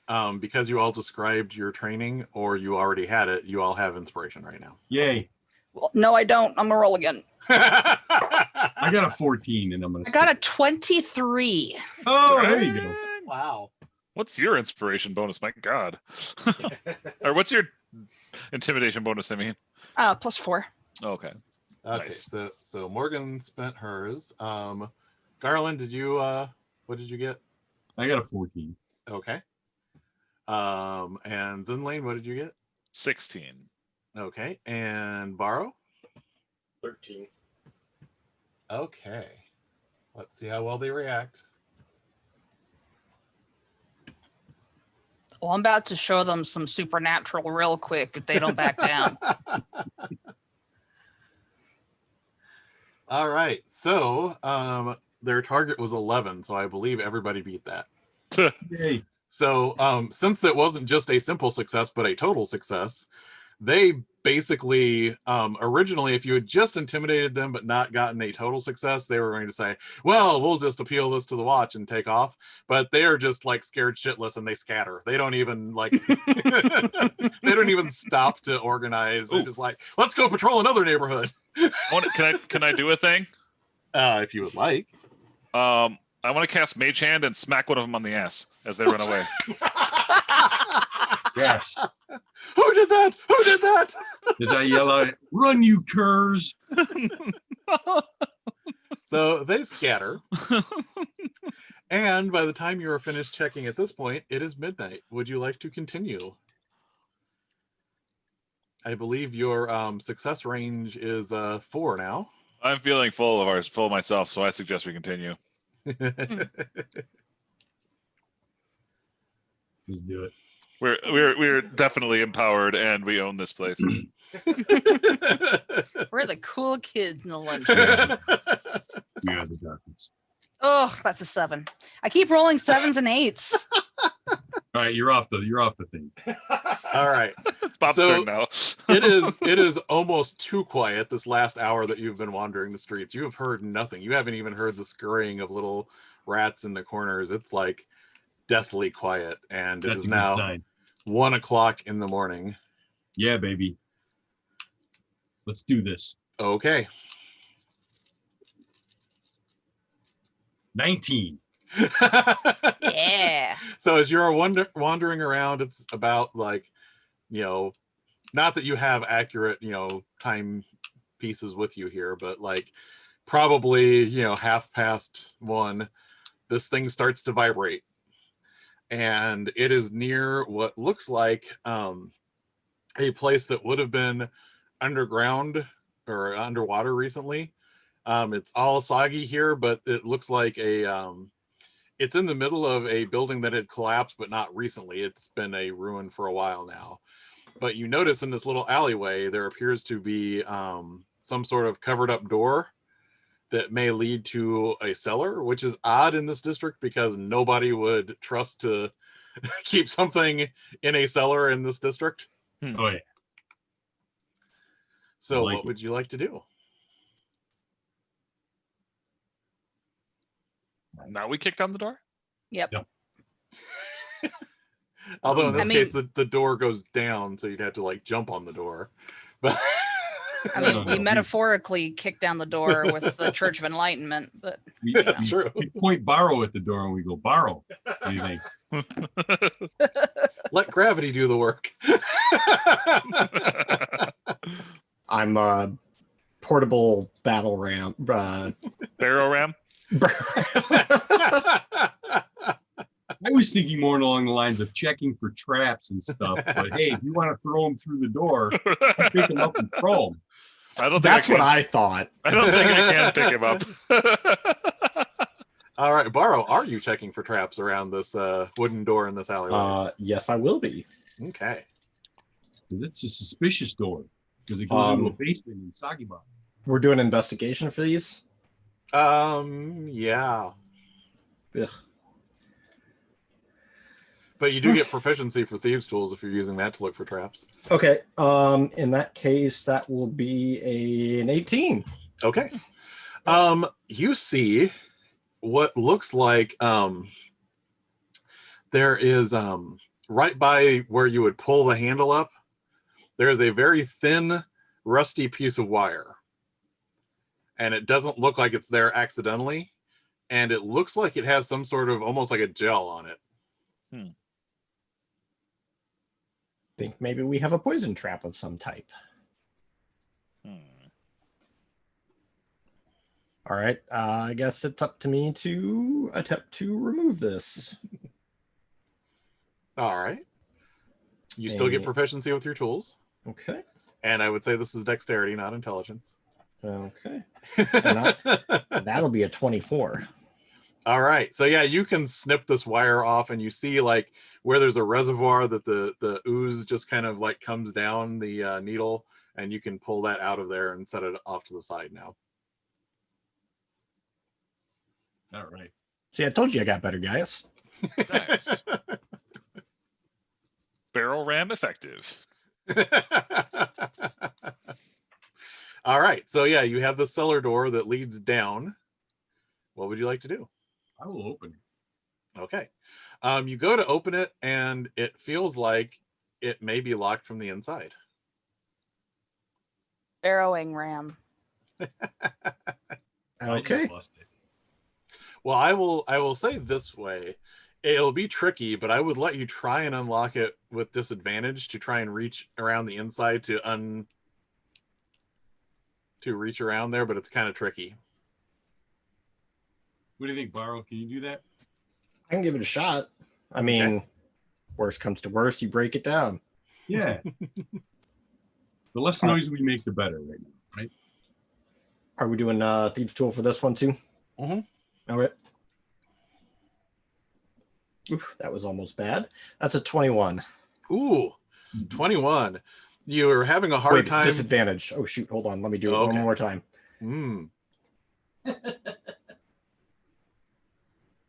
Oh, that one's a 29. So, yeah, 21. So, yeah, it's really hard because the lock is on the inside. Like, so you have to kind of pry the door up a little bit and reach in and find where the lock is at and try and manipulate the tumblers that way. But you're, awkwardly holding this up, and you have the tools in there, and you just barely get it to click at the last second, and you manage to pull your hand out, and the lock is off the door. Add that to your collection. Yep. So, who would like to go down there first? We have a guy who can see in the dark. That's true. You want me to go first? For at least look down there. Like, what do your elf eyes see? Hey, Mirror, you want to go take a look? He kind of like, he chews on your earlobe for a little bit and then nods and heads forward. All right, what does this Let's do? change Okay, this so map.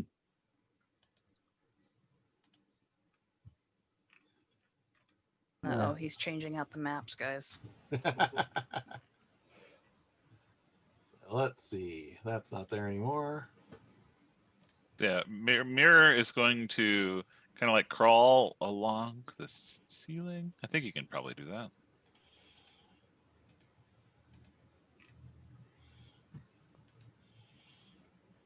There's Mirror. Bless you. Oh, that's a pig. Never mind. Okay, can Mirror also see in the dark then? That's my question. It has dark vision 60 feet, so Yeah.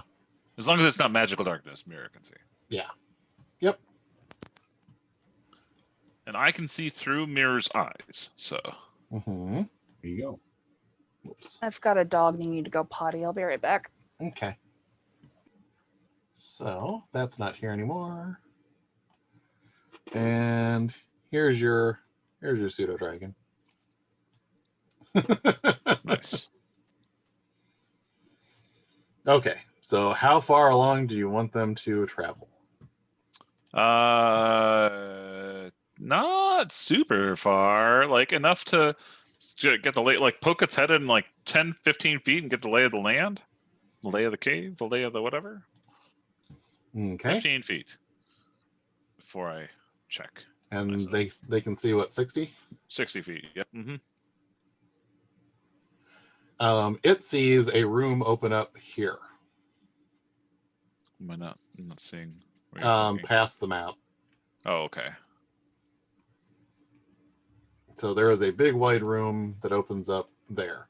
And there's these two passageways that go off to either side here. All right. Looks safe. I'll tell people. I'll tell everyone. Anybody blow up yet? Sorry. Nope.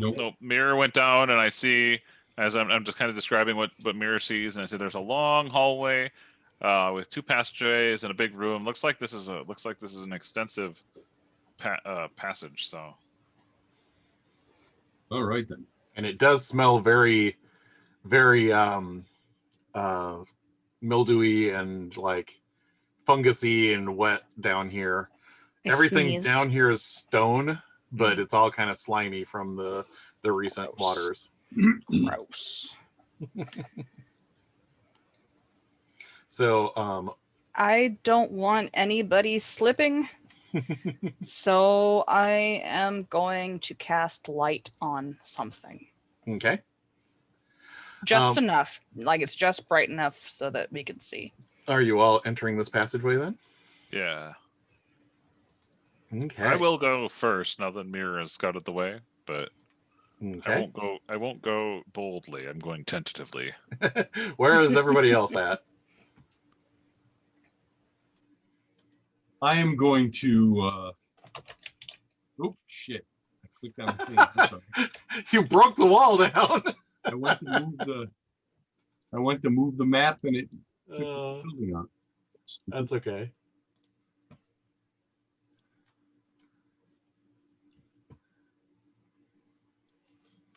Oops. Second. Apparently, Bugbear Fight Club has some bugs to pick out. I'll be like right behind Zindlane in case anything. Okay.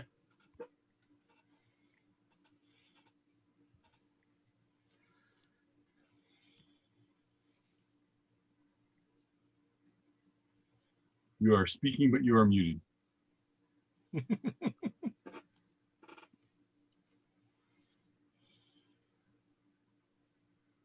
Yeah, go ahead, talk. Okay, yeah, sorry. Oh, there it is. I had too many windows and it got minimized.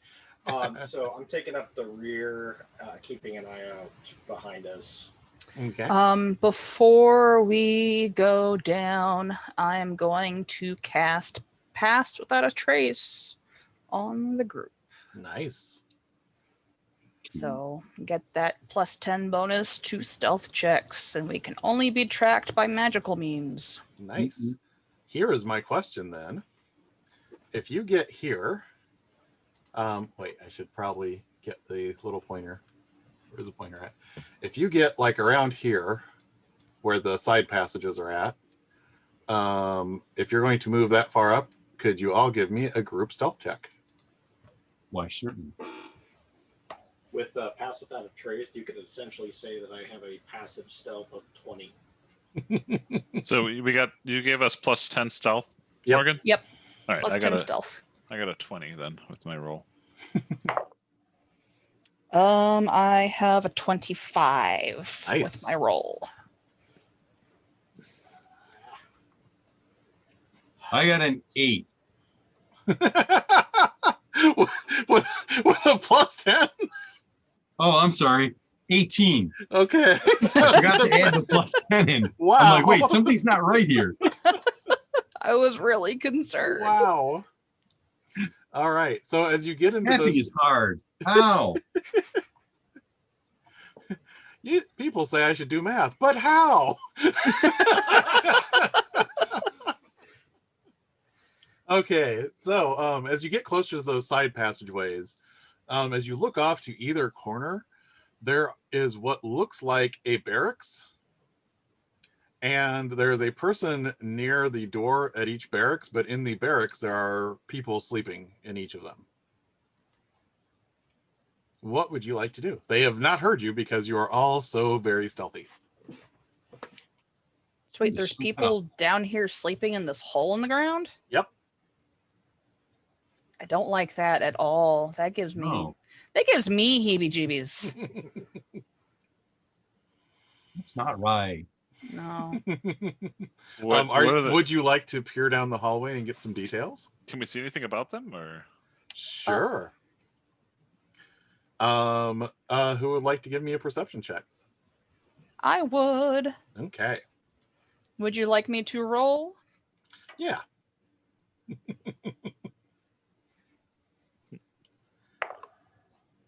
Well, I rolled an 8, but my passive is 19. Okay. So, are you looking to the north passageway or the south? Are there people both directions? I'm sorry. Yeah, it looks like both of the hallways are very similar to each other. I'll look north.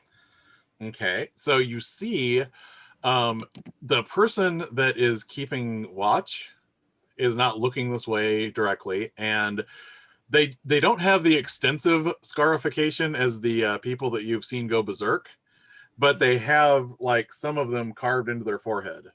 Gosh. We need like a hand signal. It means Erlig. I kind of point down the passage and I raise my middle finger. And I'll be like,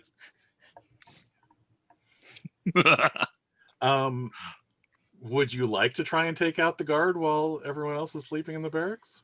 I think that sounds like a job for a rogue. yep. Yeah, I was just gonna say that might be me. A real rogue. What? I think she was complimenting you that time. Oh, okay. I don't have sneak attack. Hey, I'm a recognized assassin now, so We'll go assassinate. I am going to say, if you would like to sneak up on the guard in the north, do you want to go to the north passage or the south passage? the north is where the guard is, correct? The north is where she saw a guard. She didn't look down the south passage, but they look similar. Well, I will. Is it dark enough that I wouldn't be seen? Yeah, this is dim light because you're a little bit beyond where her light's at. So, Okay, well, then I will go take out that guard. okay. Give me a stealth check with disadvantage, but you still get the +10 from the pass without trace. 32 or 34, which one? Wow. You just barely missed now. So you are suddenly goes like this. the guard at the north end does not appear to be aware of you. Would you like to dispatch him? Yes. All right, roll me an attack roll with advantage. You know he did. Oof. That one was an 11. And that one's a 14. Thankfully, the 14 hit, but you were trying not to. How much damage can you generate on this guard? Okay, let's see here. That's an 8, and then sneak attack.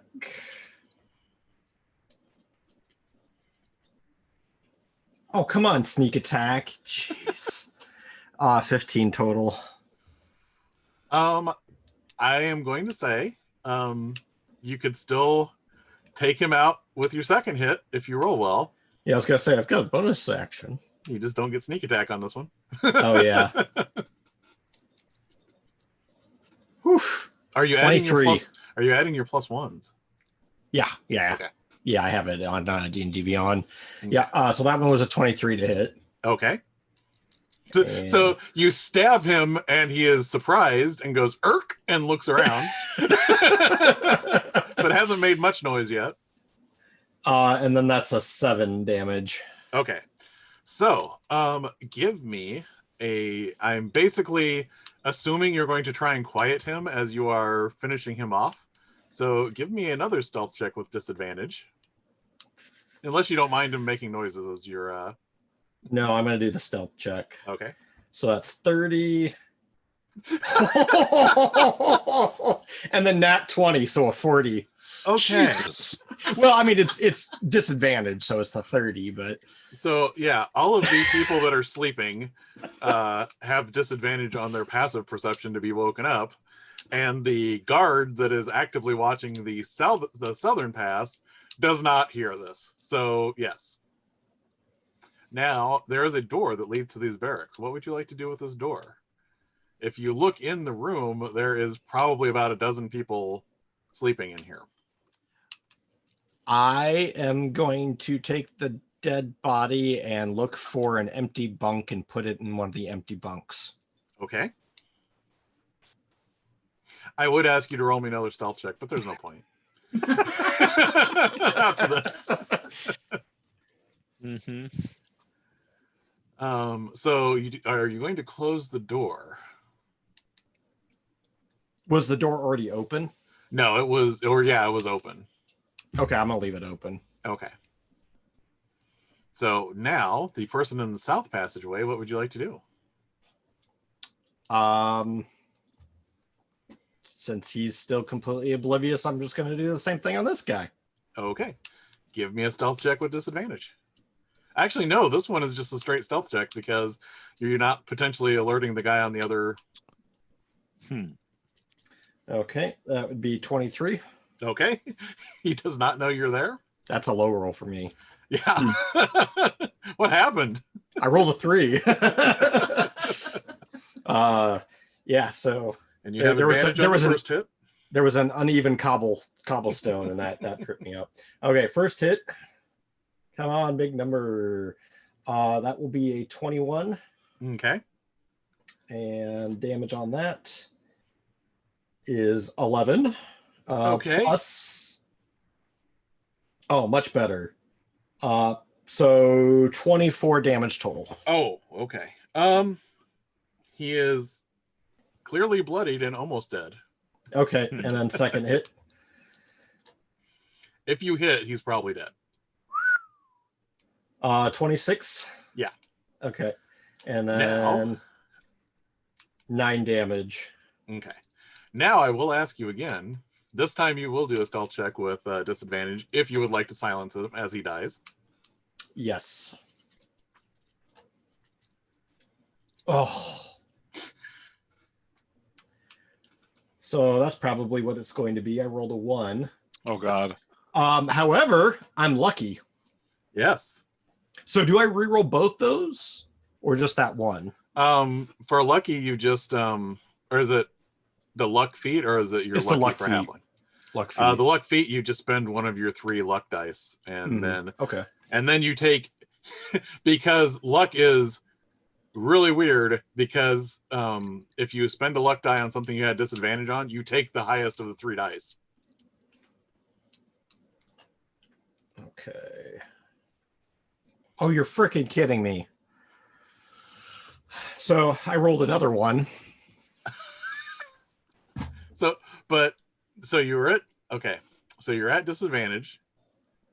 You rolled a 1 on one of them. What was the other one? The other one was a oh crap, what was it now? Oh wait, 27. Okay, so because you spent one of your luck die, you pick the highest of the 3.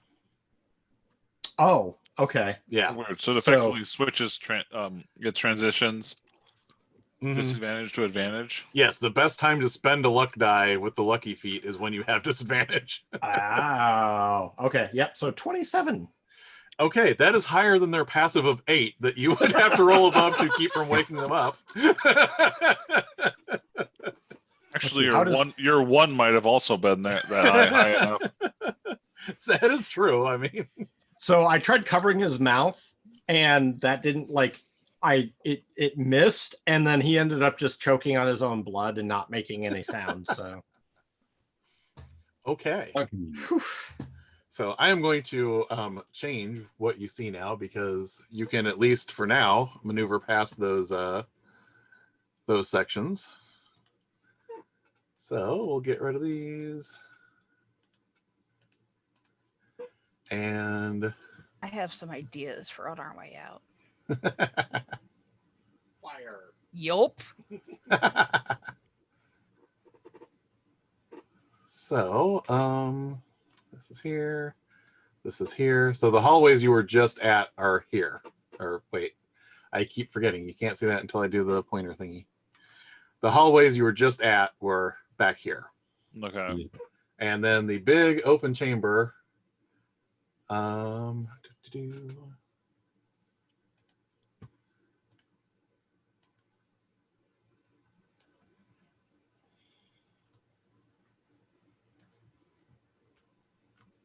This is the big open chamber that you see. And let's throw something on here so you can see it.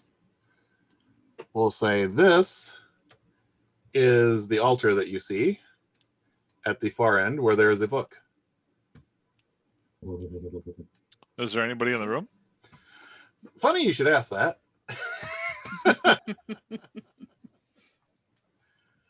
So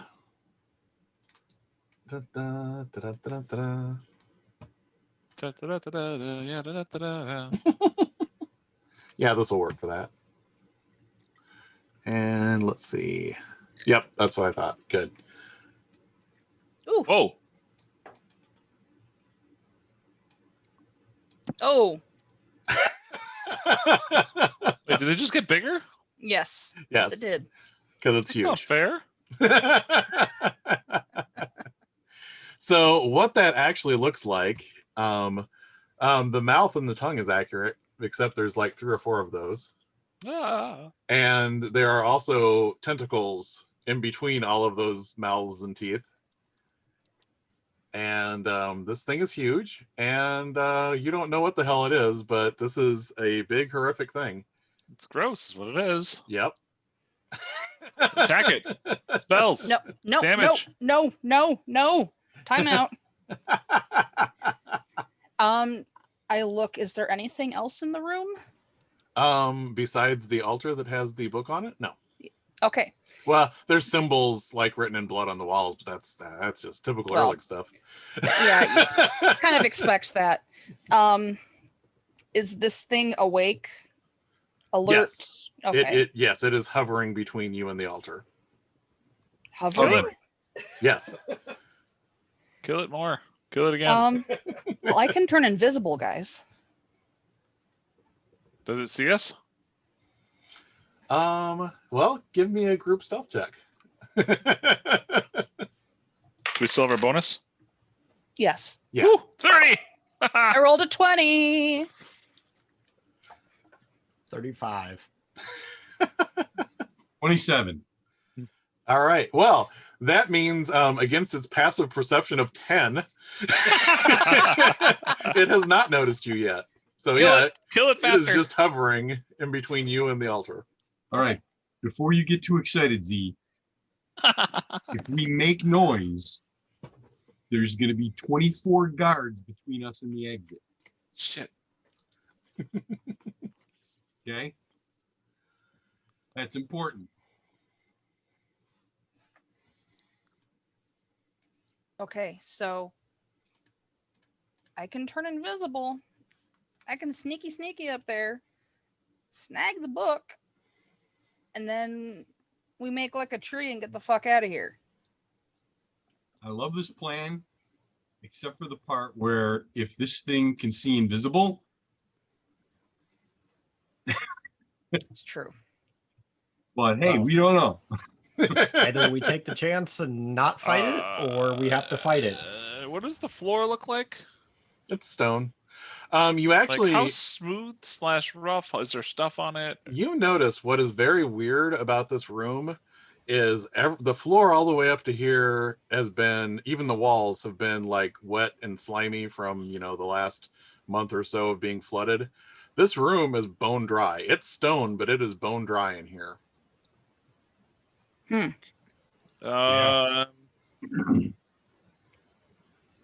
Would it be safer if your feet didn't touch the ground?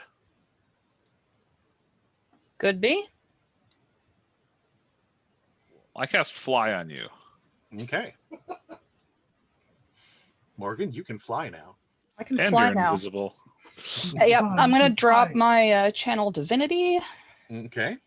and I am invisible, and I think until I cast something or attack. All right.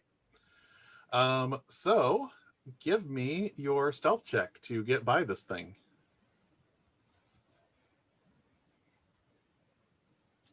Oh, I forgot I had that too. That's good to know. I don't know why I grabbed 2 dice. I'm getting ahead of myself here. Good thing I got all those bonuses. That is a 19 with stealth. Okay. You are next to the altar. You see this book. The book has it's bound in black leather with deep gouged red symbols that are similar to what all the people have had carved into them. There is a lock on this book, but it is just sitting on this podium. You know what I should have done? I should have grabbed the sword, brought it with me, and just destroyed it. Wait, Can I re- don't we need to read it? Do we need to read it? The professor at one point in time told you that you could decipher it in order to reverse some of the things that have been done using the book, but that's up to you whether you want to destroy it or attempt to reverse these things. Yeah, I guess I'm just going to go ahead and try to snag it. Okay. Quick Check the question. traps. was the thingamajigger buzzing? Oh, right now? Yes, it is buzzing like crazy right now. All right, we were in the right place. That's the right. Yes, It's yes, not a- it is. It is not a false book. It is buzzing even more than when you first came down this alleyway. To the point to where you don't want it to touch metal at this point. Doorbells, what are those? All right, so yeah, give me an investigation check to see, or if you're using thieves tools to look for a trap, I will let you use your proficiency bonus with that instead. Yes. Okay. Yes. Well, I don't have proficiency bonus with thieves tools. I have a proficiency bonus with sleight of hand. Ah. Aren't you proficient in thieves' tools? I don't think so. I think you are. I thought that's what you. Yeah, you might be. I thought that Yeah, was let an me. urchin thing. Oh, that could be. Oh, yeah, it is under my proficiencies. Yeah. Duh, that's what that box is. So, yes, I am. Okay, yeah, so you can use your thieves tools to look for traps. Or your kit, basically.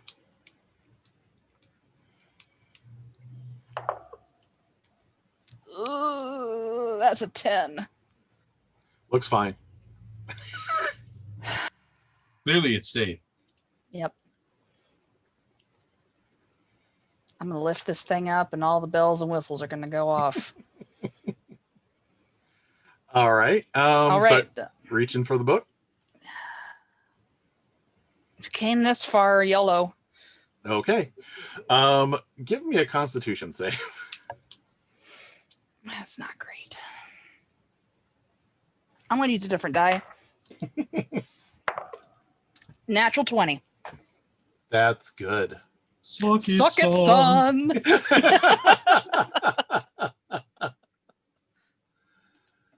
All right. I'm getting out my multiple dice die roller here, so Oh God. it's okay. You sage. It won't be all of it.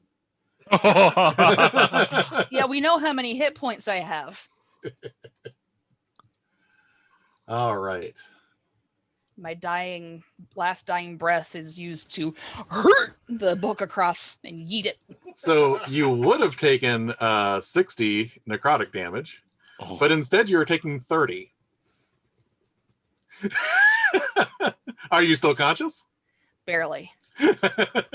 So yeah, Barely. you feel this like bone-chilling pain settle into your bones that is just like it's basically like a dull pain like rolling through every part of your body. Good thing I checked my hit point totals. What does that look like from our perspective? You can't see me. All right. I'm invisible. I would say you probably saw some purple symbols flash on the altar briefly from the trap that wasn't there. It up. And yeah, well, the book lifts up, but then it's gone because once she's holding it, it is invisible with her. Yes. So now it's in your inventory, so it counts as. So give me another stealth check to sneak by this thing. Okay.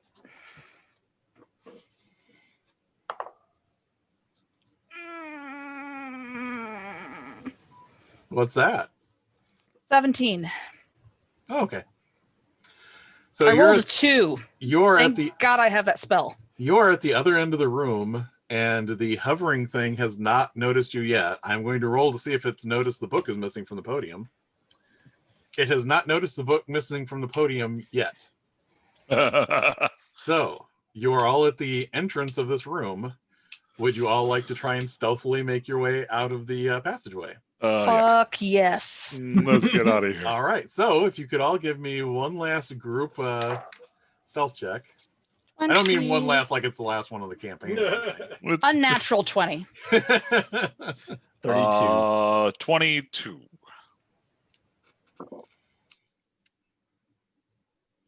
Hang on, math.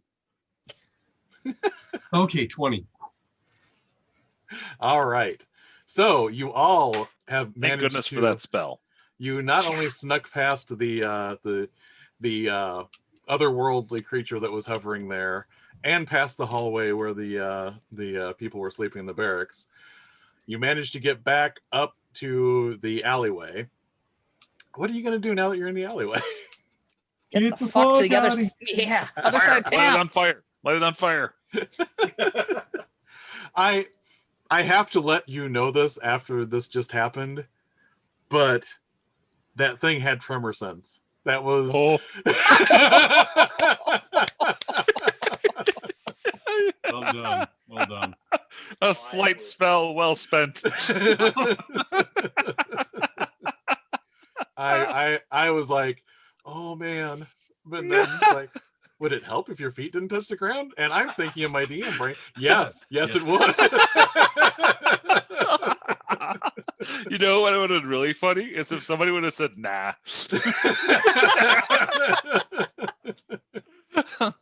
All right. So you have the Bleak Testament. What would you like to do now? Okay. What would you like to do now? We'd like to go to Bleak Testament land. Hold on 1 second. I gotta go AFK for 1 second. Okay. I think parents are getting parent aggro.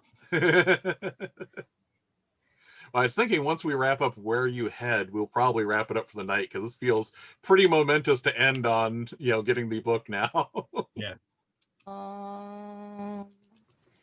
So yeah, the nice thing about Pass Without a Trace is it lasts for an hour, and the only way they're going to be able to track us is if they use magic. Mm-hmm. Which is not necessarily beyond their abilities. But No, but it'll make it more difficult for them. Yeah. It's less likely the common cultist could do it than the the hovering thing.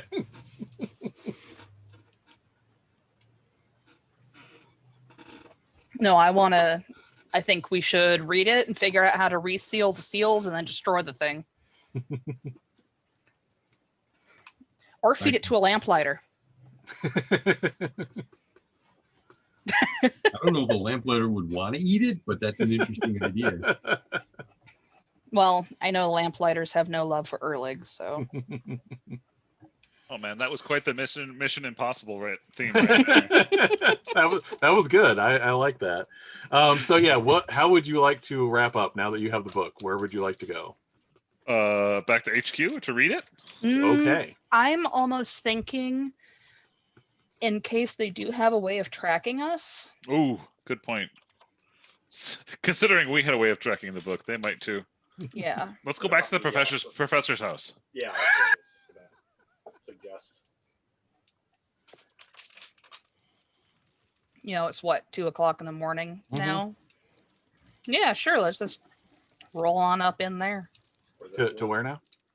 The professor's house. Okay. Or wherever he's bunked up.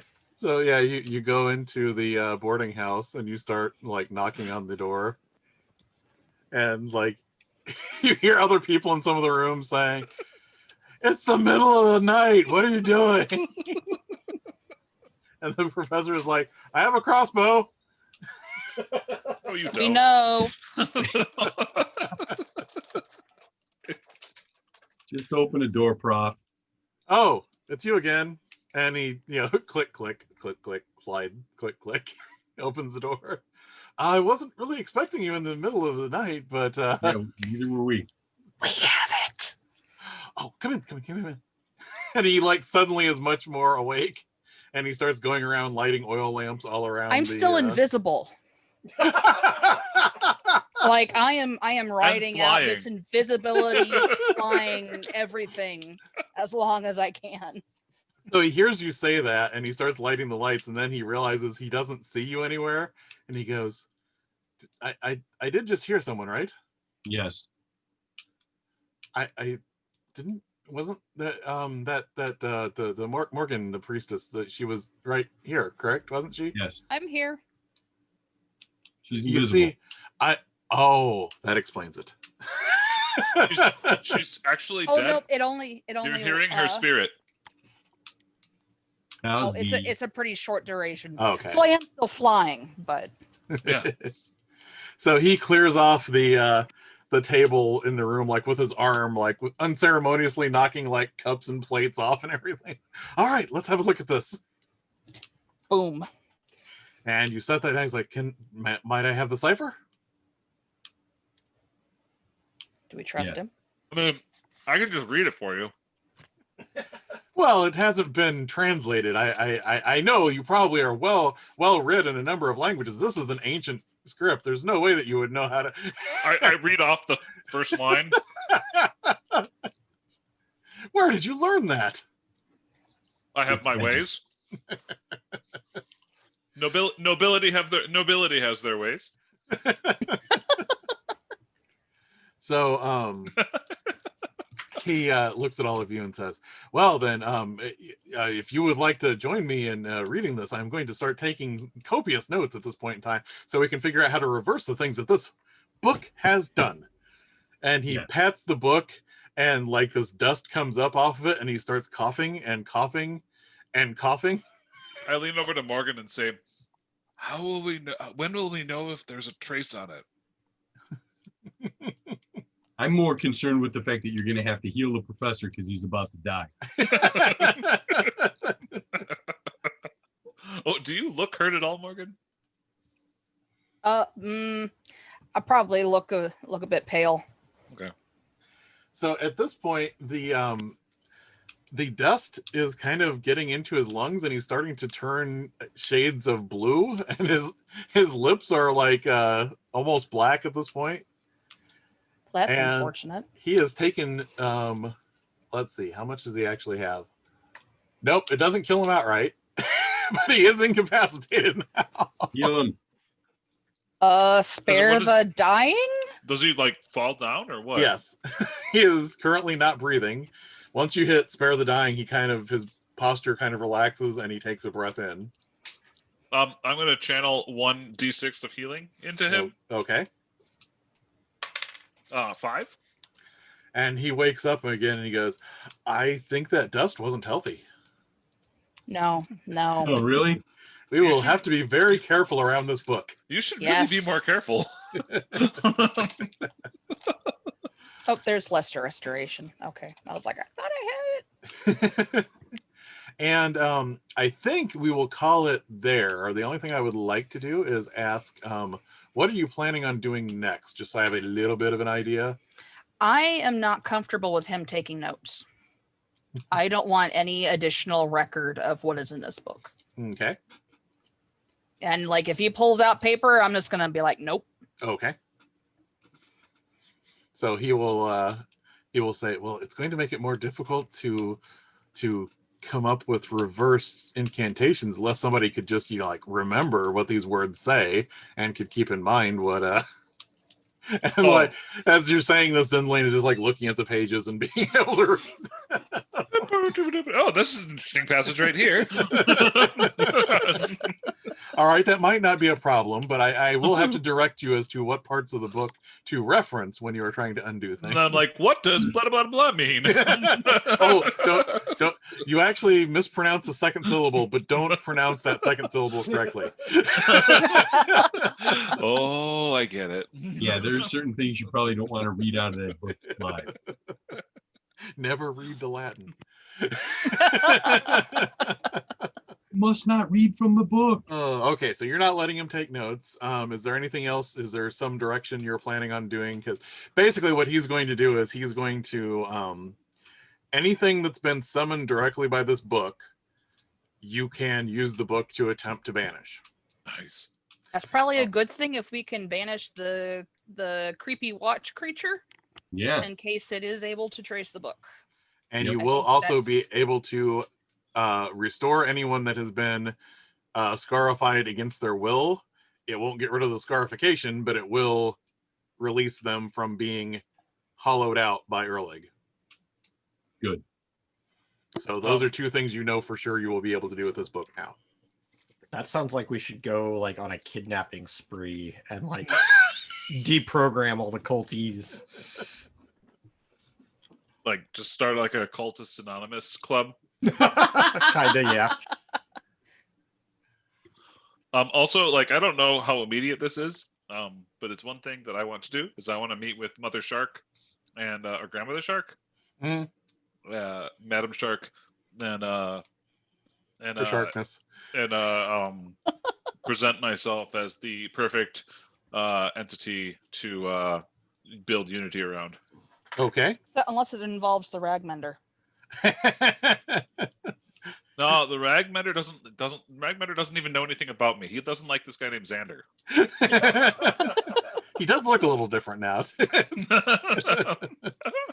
Xander, Okay. that shadowy motherfucker. So meeting with Grandmother Shark is a possibility. Does anybody else have something that they want to, prioritize? If there's a way to fix the seals from reading the book, then I think that should be on the list as well. Okay. So on that note, does anybody else have any last minute things they would like to address? Or otherwise, I think we're going to wrap that up Does here. fixing the seals would fixing the seals in any way, shape, or form help like the whole breaking reality concept, or no? Is that much bigger? Well, there is a certain entropy that has been happening since the Soul Wars that you can't reverse, but the it's sort of like the difference between us worrying about the sun going out. You don't know when it's going to happen. There's probably not much we can do about that. But at the same time, if we're going to kill ourselves off by ruining the environment in the next 100 years, we can do something about that. That's sort of the So we equivalent definitely want to there. go talk to the Guardian Seal dude that we've talked to before, right? Down in the magical darkness place. You probably want to let the golem know not to smash his seal. Yes. But we gotta get the coin back to the dragon. I think he's a dragon. Oh, he's a dragon, Monty. The centipede dragon. Uh-huh. All right. Well then, on that note, Gator, would you like to sign off for us? Yes, I know. I just asked you as soon as you put something in your mouth. It was funny because I shifted to you because I just saw Eileen take a drink, So then I asked you, and I realized you just put something in your mouth. Be kind, be safe, be happy.